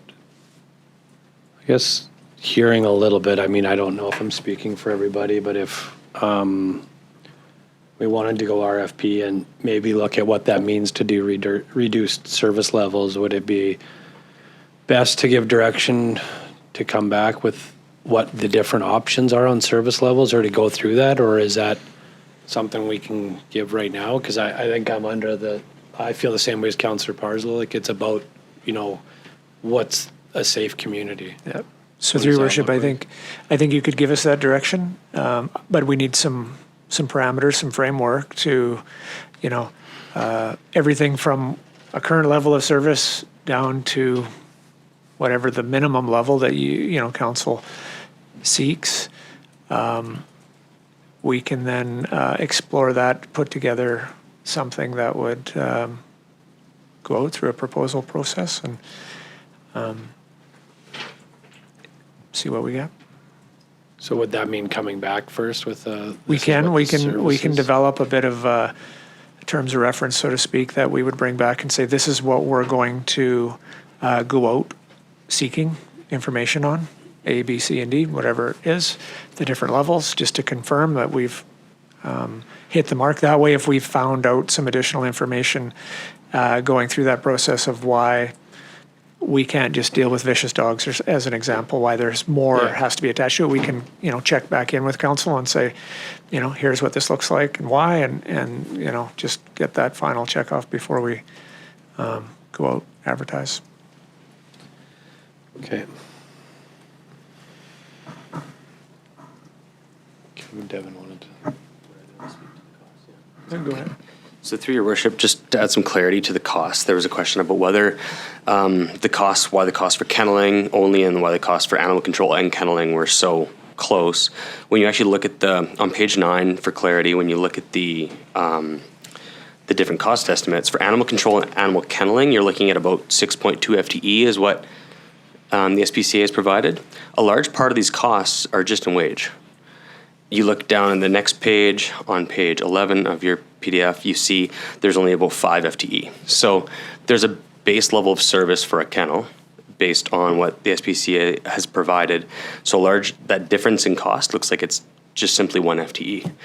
When you look at this, also lays out the costs for the premises as well. There's a $2,000 difference between the two. Just for clarity, if you hadn't caught that. Thank you.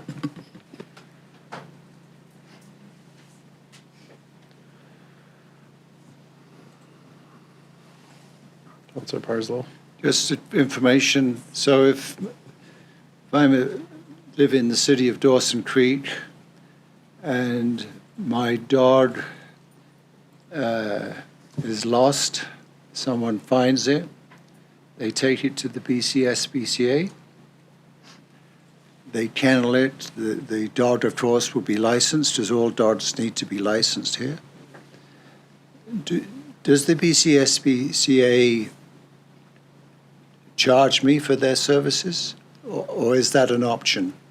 I believe they charge a kenneling fee They for do. collecting the animal. Yep. So in addition to us paying for kenneling, they are also charging for kenneling. Through your worship to Councillor Parslow, I believe they get charged if it's a repeat offense. If what? If it's a repeat offense. Like So the first time, yeah. it's free. The second time, I would pay a fee. Mm-hmm. And that revenue goes to the SPCA. Correct.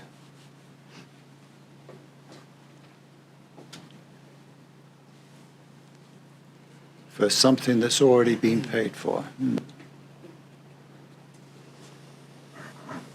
Councillor Earl. I do recall this conversation being brought up before in dealing with this. So the revenue they receive does go to offset the total expenditure, their total expenses, although I don't know if it's reflected in the contract or it's done before. But I know I'd asked a question along those same lines as why aren't we charging more in fees for people who are repeat offenders and what have you, and the response was honestly that if you raise fees, some people just aren't going to get their dogs and they're going to lead them to be destroyed. So that's something to take into consideration as well, as odious as it is to consider.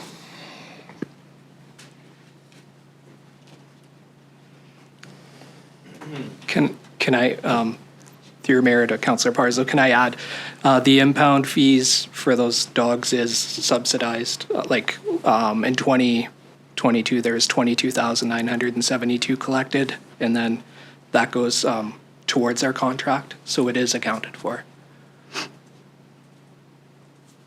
Okay, so that comes off what we pay. That's correct. So just reflecting what Mayor just said,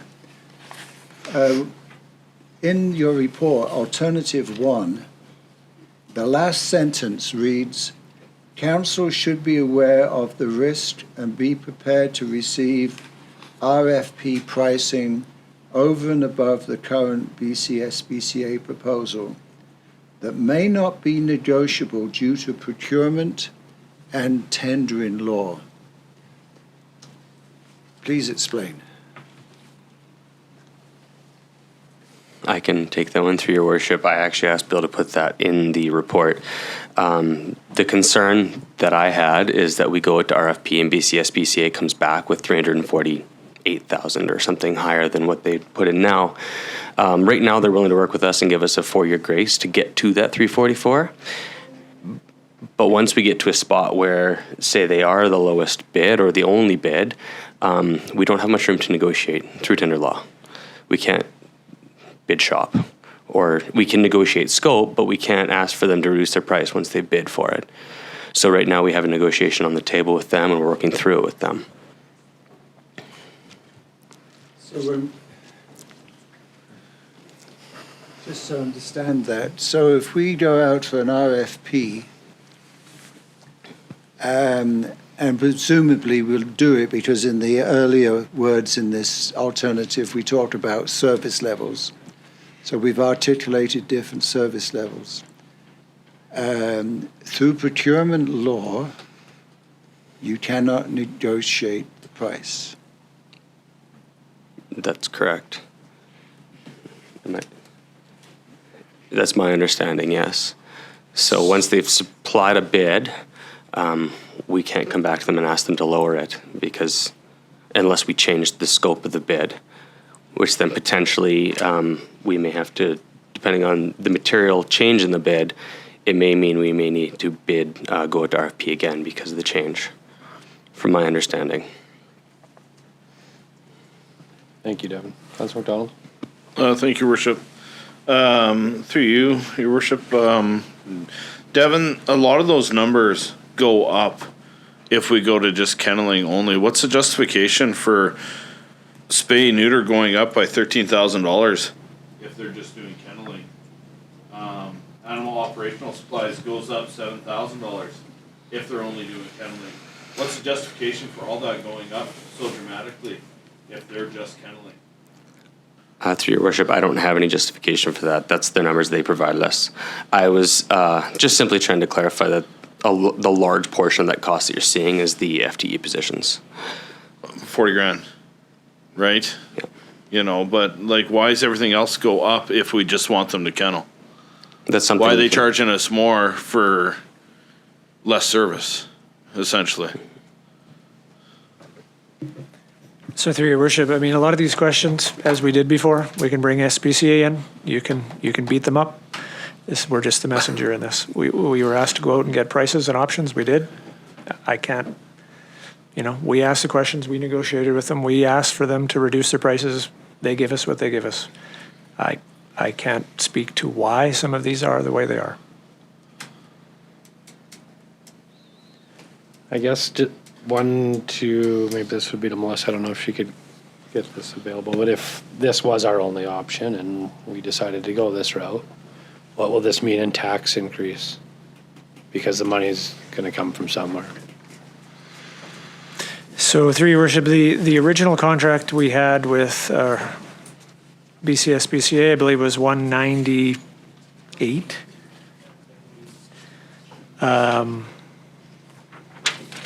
As I back up in the report, 198 and change.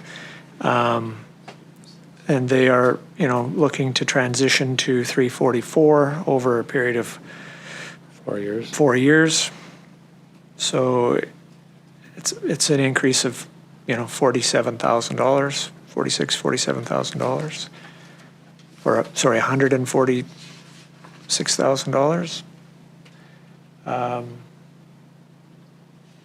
So as a percentage, You're talking 1%, 0.8. yeah, it's less than a point because I think we're close to 200. close to 200 for 1 point. So, 0.75%. Let's just say. 0.7. So I guess the other thing is if this is the way we decide to go, then can we put something in right after saying that, we're going to go this way, but we're going to have a tax rate increase reflecting this for the next 4 years? Transitional, yeah, because we would have to get to that total over that period of time, right? So. Yeah, it's just such a tough topic because it's, it's the monetary part, right? It's a significant increase to our, in the struggles we're facing already on operating costs. And then you add something that's basically like 80% above. I don't know. I appreciate the report and what's here. I'm not saying I don't do that. I can't, having a hard time swallowing that increase. Bill, was there something you wanted to add? Yeah, through your worship, the budget for 2023 was $206,107. So proposed for this year would be $240,778,000 with a annual increase of $34,671, getting to the $344,000 in 2027. There would be slight offsets if we were to bring the licensing into the city. We'd have a net revenue of around $14,000, which would bring that $240,000 for 2024 down to about $226,000. So it is an increase, but there is some revenue offsets. But we didn't include those numbers because they're soft numbers. We're not sure what we're going to get for revenue. We can anticipate it, but those aren't hard numbers. So we wanted to give you the hard numbers to make a budget decision. Thank you. The other part, I guess, that I think about it, the concerning part for me is so we got a 4-year plan that gets us back to cover their costs today. Like that doesn't take into consideration the inflation over the next 4 years. So then where does that leave us at the end of this contract? Because now we're at 344 after 2027, which they say we should be at today. So in 4 years from now, are they going to come back and it's going to be like, well, actually with the rise and all this, we should be at 500,000. So it's just like I don't know, there's just so much. So I guess there's been lots of discussion. We need to give some direction, which I don't even know if I know what that would be. Besides looking at an alternate option, right? I mean, have you already done that, right? In which I think you have in cases. So it's, Councillor Earl? Yeah, I mean, I my initial thought is it does, given the options available, given the caveats included, given the many details noted by David and Bill and Kevin, it does look as though staff has rolled this one over pretty thoroughly, and the recommendation they came back with isn't one I'm terribly happy with, because, there are significant cost implications, and this is a tricky subject because it has to do with animal welfare, and it has to do with community safety, and it has to do with the fact that a lot of these costs are being driven by a small percentage of people who maybe aren't as conscientious as they should be when it comes to pet ownership. And we're now seeing those costs almost double for the entire community. So, I'm very, very frustrated. And, I understand inflation is a reality of life in government as it is in every other facet of finance, but, seeing in excess of, 10% every year is very difficult to swallow and very difficult to justify to taxpayers. Having said that, because I don't get a sense that a better option is going to emerge, and because Devin's point that Charlie highlighted about the constraints placed upon us if we put this out to RFP were kind of terrifying, I will move the recommendation that report number 23-178 from the Development Services Manager regarding BC SPCA 2024 Animal Control Budget be received. Further, that Council approve the revised BC SPCA proposal of $344,791. Further, that the contract increase be implemented over a 4-year period as follows. 2024, $240,778. 2025, $275,449. 2026, $310,120. 2027, $344,791. Further, Council directs staff to draft a new 5-year animal responsibility agreement. Further, that Council directs staff to implement all animal licensing software in 2024 in the amount of $6,740. Transition the administration of pet licensing from BC SPCA to the City of Dawson Creek. And Thanks, if Councillor. Do I you have a prefer, I second? can add. Oh, you want to add something? The piece about commiserate tax increase to pay the offset cost, or do we want to do that separately? What would your thought? It would probably have to be staggered, or would it be separate? To reflect in a report brought forward to the. Yeah, I mean, if we don't have exact numbers now, we can always look at that later in budget drafts, correct? Yeah, I think that's, because we don't have the exact number right this second, it'd be better to have it. I'll leave it as is. We can for now. itemize it in one of the drafts. Do I have a second? Councillor McDonald? I guess my thing about like, oh, you could do it in the draft this year. Yeah.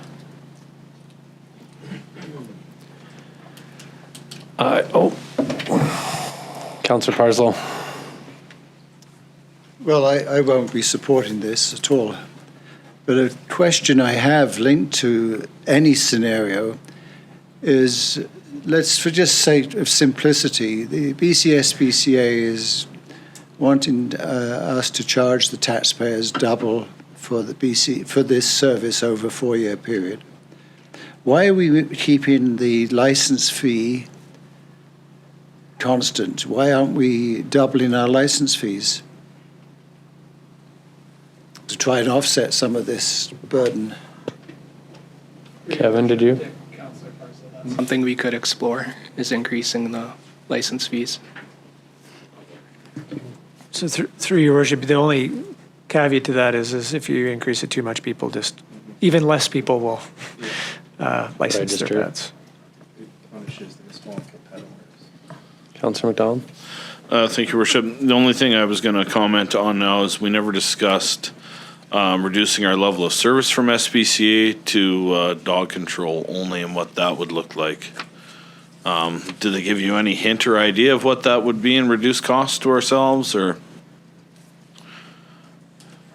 Through your worship to Councillor McDonald, we did ask that question to BC-SPCA. They didn't have time when this was prepared to prepare that. And they were, seemed reluctant until we got council direction to do that. So. Thank you, Councillor McDonald. Like I said before when we were discussing, I appreciate all this and BC-SPCA and what you put into it. I can't just support it. I just, on a principle, it just doesn't make sense to me. And I think we need to look at, what that other level is. I don't know. I won't be able to vote in favor of this. So. Is there any other discussion? All right, I'll call this motion to vote.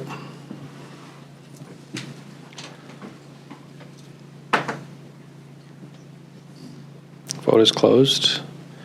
That's defeated. Councillor Apolonio, Councillor Kemp, Councillor McDonald, Councillor Parslow, Councillor Sudnick, and myself are all opposed. Oops. Sorry, tab. Councillor McDonald, did you want to? I was going to make a motion that we direct staff to go back to the SPCA to bring us back a cost estimate for a reduced level of service of dog control only. I have a second. Councillor Sudnick. I absolutely appreciate everything Councillor Earl said. I fear us going down the road of attempting an RFP that just bites us in the bottom and creates more cost for ourselves in the end. I still feel very negative towards such a huge increase that I feel is just being put upon us because there are no other options. Councillor Parslow's point about champagne service on a beer budget probably rings true. So what's the beer budget option, right? What is dog control only? And I think that covers the idea of keeping our community safe too, right? Thank you, Councillor McDonald. Councillor Earl? Thank you, Worship. I mean, I'm fine to support this and have a look at what that price may be. I guess my one apprehension would be referring back to the hard costs and staffing that Devin has highlighted with respect to the difference between kenneling only and having a full service facility. I'm not sure, and I don't have a crystal ball, so I'm not I'll wait until I see the figure, but I don't imagine the costs to operate that facility are going to come down appreciably with respect to the kennel and the full-time staff if we are only doing dogs.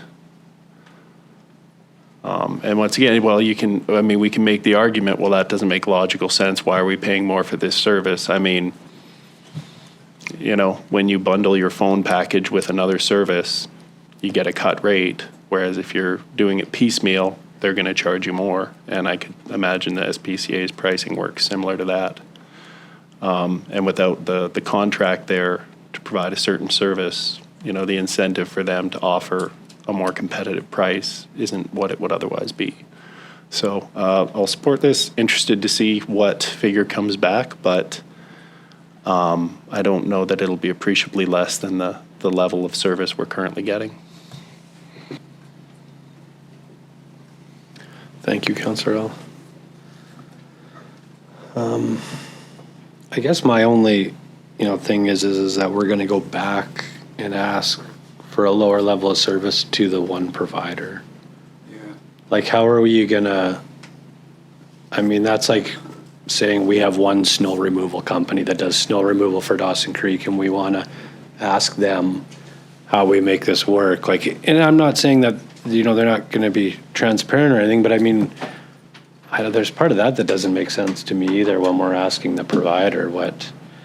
The other part is in here they talk about, their overall budget, we're pretty much covering 100% of it, and 15% is for administration fees provincially to cover payroll, staff. I don't know. I don't know where I'm going with that besides, like, we have staffing, but they're two different entities, but yeah, I don't know. Like, what are your thoughts, Kevin, when you go talk to, So through your worship, it is a little bit different because this is BCSBCA they are kind of the only show in town. This is what they do across the province. So it is a bit unique. And this is what we've been doing over the last year, of going to them and asking about different scenarios and getting input from them. So it's no different than what we've already done. So if they tell us to beat it and they don't want to talk to us anymore, then that's what'll happen. I don't think that'll be the case. I think they'll give us some information and that'll dictate where we go next. Okay. Yeah, and I think, like Bill said, they did talk about like just dogs only, so I think it's beneficial. And I don't want to. I know you guys are busy, and then I don't want to waste staff's time, but this is a significant amount and worth, I think, looking at every angle. So, all right, thank you. Any other discussion? I'm going to call this motion to vote. Or maybe I won't. Try that again. There we go. Vote is closed. It's carried. Councillor Parslow is opposed. All right, next order of business is 10 bylaws. 10. Yeah, thank you, Bill. 10.1, 2024 Revenue Anticipation Borrowing Bylaw, number 4576, 2024, for consideration of adoption. Move Councillor Sudnick, second Councillor Apolonio. Any discussion? I will call this to vote.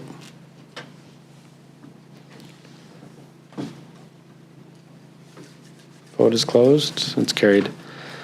Next, 11, Mayor's Business, 11.1, Mayor's Update. First thing, 2023 Community Awards. I just wanted to throw that out there. It's coming up on February 8th. Lots of exciting things happening. It feels, I talked to Lindsey and Sue last week who are organizing it. There's quite a few tickets sold, but I wanted to continue to get it out there and just talk to it that this is one of those initiatives that it's about, like, bringing community together and really recognizing those individuals in our community that go above and beyond. And there was a lot of nominees for the awards, so really looking forward to making this a showcase in our community annually and just growing it. Right, we have an unbelievable community with unbelievable people, and to get it back to where we really showcase those individuals. It's just exciting. So really looking forward to it. And if you haven't, get your tickets. So South Peace Careers class, we were asked to go present to, it was actually Central Careers class. Might be because the campuses were shared, but it was in Central, so they asked us to come and speak a bit about what my position is as a mayor of the city of Dawson Creek, but they also wanted some to talk about the finances of our community. So Melissa volunteered to come with me, and it was amazing. Actually, we were there for a whole morning, so we participated with 2 full classrooms. Talked about the city, mayor and council, what our roles are. A bit of our strategic planning, talked all about that, and then Melissa, her teacher skills came out, and she got up there and instructed them on some scenarios within the school and how they would run things, and then she wrapped it back into what we deal with as a city. So it was, I wanted to thank Melissa, one, for taking the time to do it, because it was definitely outside of probably her duties, but it was amazing to just interact. There was probably, I would assume, 40 to 50 grade 9 students within the 2 classes. So it was just amazing to see, and it was pretty interactive and learning. And so, yeah, it was just great. I wanted to thank the school and Melissa. So it was amazing. So thank you. Next, I had a open door event at the co-op. So this is something I've been talking a little bit about, like, how do we open the door and bridge that gap between the residents and the community in this office. So actually one of the ladies that works at the co-op mentioned that she's seen this in other municipalities where the mayor would hold an open door where he's just available for a couple hours or 3 or 4. So we decided to do it at the co-op, and they generously offered to do the first one there, and it was amazing. Actually, it was I wasn't sure what to expect, and I don't think some of the people that were there knew what to expect either. But there was definitely over a dozen people that I spoke with, but it was just valuable. I was there for a couple hours, and it was just kind of one after another. People were coming in, and I was talking to them about, concerns that they have in the community, but also, what we're working on, and just really being open. So it was really good. So we've decided to do another one as well. Thinking, talking with Melissa, of maybe doing them monthly, and maybe there's 4 or 5 venues and we rotate through them. The co-op was really happy with it, and they've invited me back to do it again. So we're thinking the next one on February, but we're talking about maybe doing it at the Borek Aquatic Centre this time. So the plan is to do those monthly. Next, I had a seniors roundtable. That was good again. There was a few seniors that weren't able to attend just for other reasons, but there was a few there. And one thing there's always so much value there, but the one thing that kind of stuck with me is we've had some struggles as a community in the last year, multiple years, but a year since we've been on here with crime, homelessness, health, addiction, vulnerable people. And, I feel like, we've made some strides, and we're open to listen to the community on, different areas or different avenues that we can do as a municipality to try and help the situation. But there was some concern from, there that they don't feel like the city's done much. I just really, can't iterate enough that it's probably like 80% of my time in the first year is dealing with this. So I'm open to like suggestions and, other areas that we can look at. We continue to advocate provincially. We have a ton of nonprofit organizations in this community that go above and beyond to help in a lot of areas, vulnerable areas. So, but I just thought I would bring that up. But it was valuable. I mean, there's a lot of good that came out of the meeting, but that was one thing I wanted to bring up. Weekly RCMP meetings with Staff Sergeant Hughes. I did have this on here. He was already here today, so there's not a lot to add to it. Besides, we get weekly updates, and as things happen in the community that are, we get more than weekly updates. But I just wanted to thank the staff sergeant for the time that he takes out of his days to update us, but also to come in here and visit with us and give us updates. So, Dawson Creek Art Gallery, I was there. Actually, Councillor Parslow told me about probably a month ago that there was a bunch of new artists that had some artwork up. So I had a meeting with Duncan Melkinson, the executive director there. So I wanted to do it there. So I went there for a bit and had a great visit with Duncan, but I also got to go up the elevator and see all the new art stuff. And I don't get a chance to get in there very often. So it was just amazing to see. And, I just want to thank them for what they do for our community as well, and that whole art and cultural piece. And yeah, for those that haven't seen it, get out and see it. It's pretty amazing to see all the local talent. So, and I don't have an artistic bone in me. So when I'm walking through there, I really do appreciate what I see. So, yeah. So that was all for my updates. 11.2, I did have a memo there, myself, and a motion. If somebody wanted to make the motion, I could speak a little bit to it because there's been some new information, but Councillor Kemp. Thank you, Your Worship. I'll propose the motion that council authorize a councillor and the chief administrative officer to attend the 2024 UBCM Housing Summit in Vancouver from February 13th to 14th, 2024. Thank you, Councillor Kemp. Do I have a second? Councillor McDonald.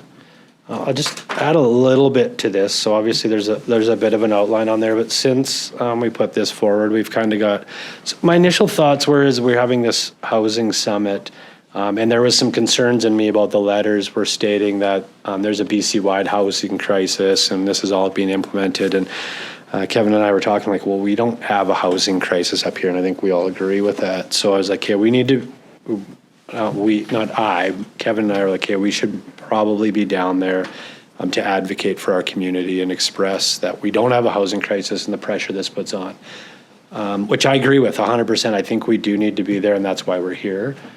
Since then, we've seen the agenda for it and the forms that are there, and I believe it's more of an educational thing. I believe that it's more, this is the direction they're going. They've already passed legislation on where they're going, that this is more of, this is how it's going to roll out, and not really a place to say we don't feel this is right. I think it's past that point. So that's why I wanted to talk to council about it, because I don't know if there's value in myself and Kevin going down there. Educational value, for sure.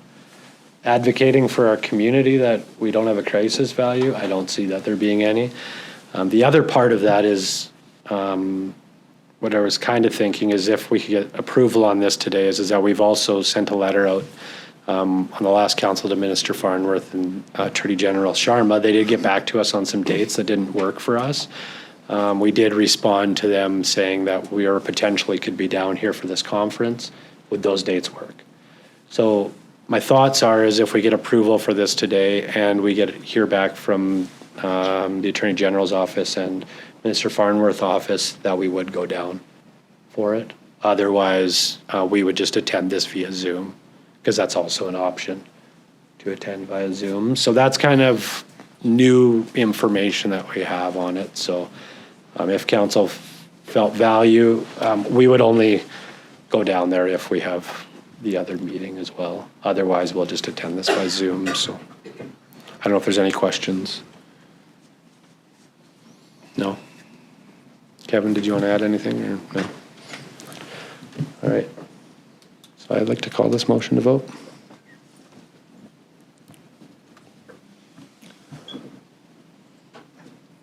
The vote is closed. It's carried. Next, 11.3 we've already dealt with. 11.4 Kiwanis Performing Arts Centre request for consideration of partnering with the Kiwanis Child Care Centre to develop a new daycare centre on the empty lot west of the current daycare. I guess should we get a motion on the floor before we discuss this? There's kind of a lot of different wheels on this, right? So I don't know, what I appreciate, we all know childcare is a big thing and we need it. Yeah. So through your worship, I think from my perspective or staff perspective is if this is something that is of interest in some shape or form, maybe not exactly as it sits, but if the premise of partnering and doing something to add additional spaces, childcare spaces in the community is of interest to council, then I think a direction to staff to look at what KPAC has presented, bring that back, and any other options that might be, around that proposal to council, just the implications. For one is the, looking at it, we would have to go through some sort of procurement process, and if we were partnering with them on those lines, there's a lot of things to unpack, so I think we need to look at that and come back to council with it. Okay. So I guess just a motion to direct you to work with Johanna at Kiwanis Performing Arts Centre to see, I guess, what this would look like. Or? Yeah, if that's council's wish, like I said, if it's something that they're interested in, yes. If you're not, then let me know. We won't do the work. But if it's of interest, we'll certainly do that and bring something back. Okay, thank you. Councillor Parslow. Well, I move that staff present council with a response to the proposal, the pros and the cons and implications, so that we can discuss it sensibly. Second, Councillor Sednick.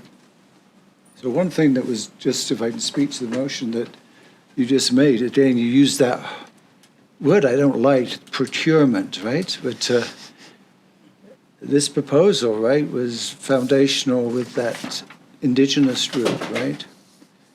And they had experience with grants, right? But if we are going to be putting the proposal forward, we have to go through a competitive process, right?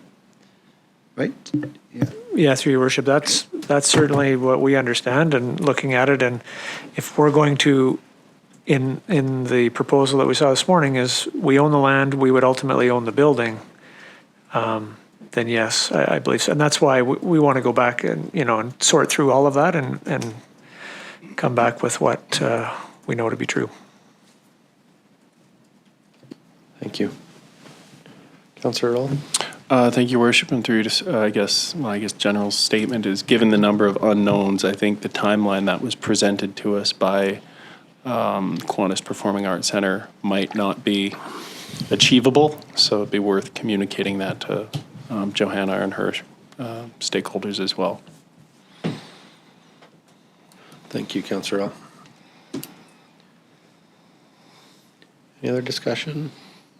Yes, Kevin, just to confirm, is that motion clear enough for you? Like, do you? So through your worship, what I understand is that we will take the proposal from KPAC. We will bring something back to council that lays out the pros and cons of that and what we can and cannot do. And if there's any subsequent options that arise as we, alternative site or alternative land, something that did pop into my mind is, should we be looking at any existing space we may have? And again, off the top of my head, I don't know what that is, but I know through our strategic planning discussions, ensuring we utilize the space and facilities we already have before we build new things. So I think that needs to be a component as well. There may not be anything appropriate, but there might be. And so we need to look at that as well. Yeah, great idea. Yeah, I think that fits exactly. Yeah. All right. Any other discussion? All right, I'll call that motion to vote.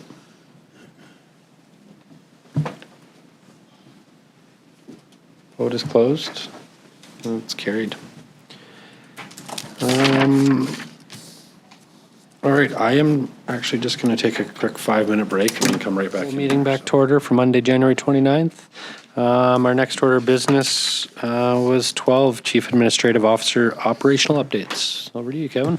Through your worship, thank you. Couple quick ones on the theme of water. So just a quick update on the Kiskadna. We are up in the watershed today at Bear Hole Lake, and they are starting the release from Bear Hole Lake, so that's good news. As I had indicated before, that will take some time before that we realize that water, but it's a good first step. What we've seen over the last few days as well is that there is water coming into the intake area. We've done some testing with the pumps to determine what we think the flows are. Our pumps, as I understand it, is they can only go as low as about 4,900 cubic meters a day pumping. Just that's the lowest setting on the variable drives.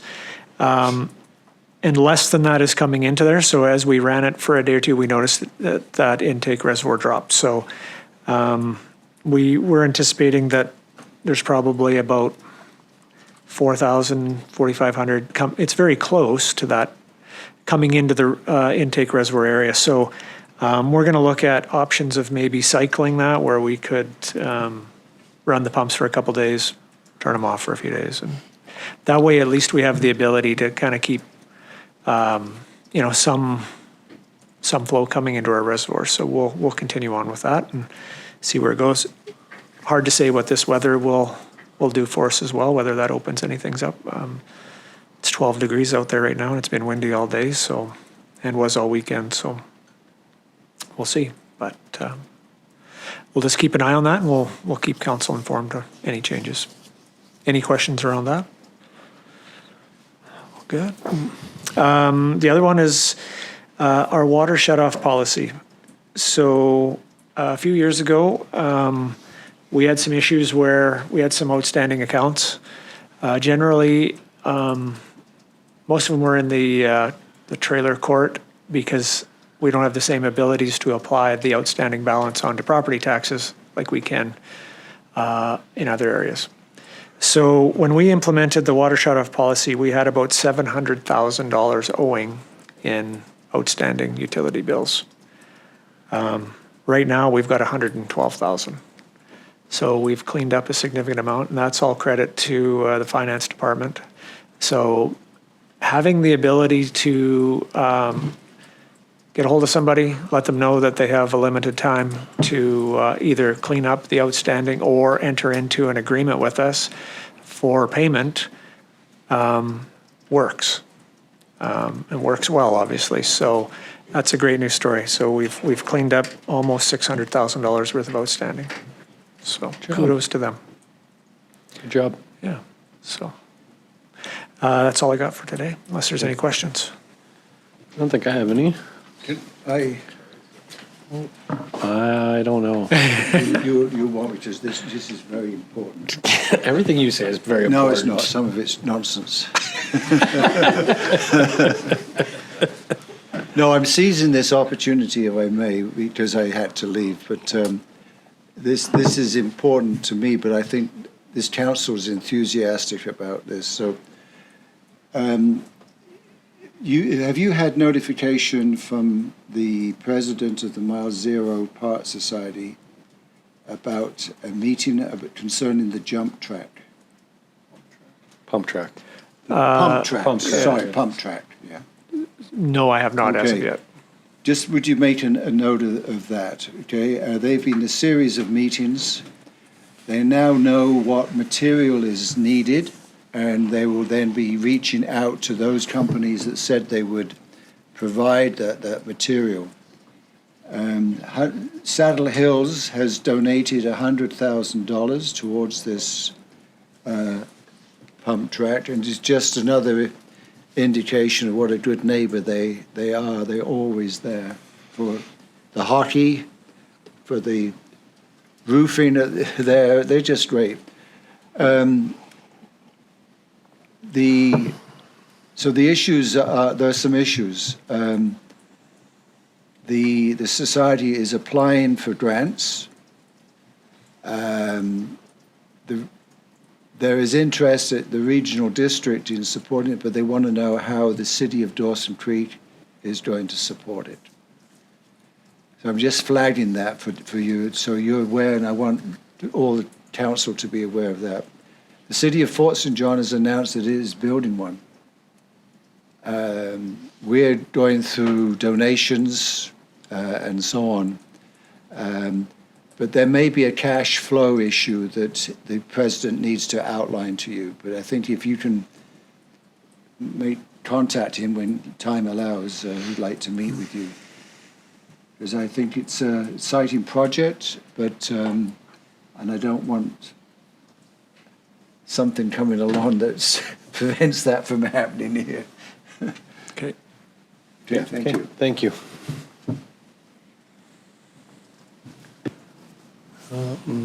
Anything else? No? All right. Next order of business, 13 diary. I don't think there's anything in the diary. 14 consent calendar. Is there anything that anybody wanted to lift? No? All right, I'll get a motion to accept the consent calendar. Councillor McDonald, second. Councillor Apolonio. I'll call that to vote. Councillor Parslow. Charlie. Vote is closed. It's carried. 15 media questions. And then there's no media. 16 committee of the whole reports. We just need a motion to accept. Or do we need? No? Okay. There's no closed, so just a motion to adjourn. Councillor Earl, second. Councillor Apolonio. I almost looked at both of you and said Councillor Sudnick. Sorry. All right, I will call that to vote.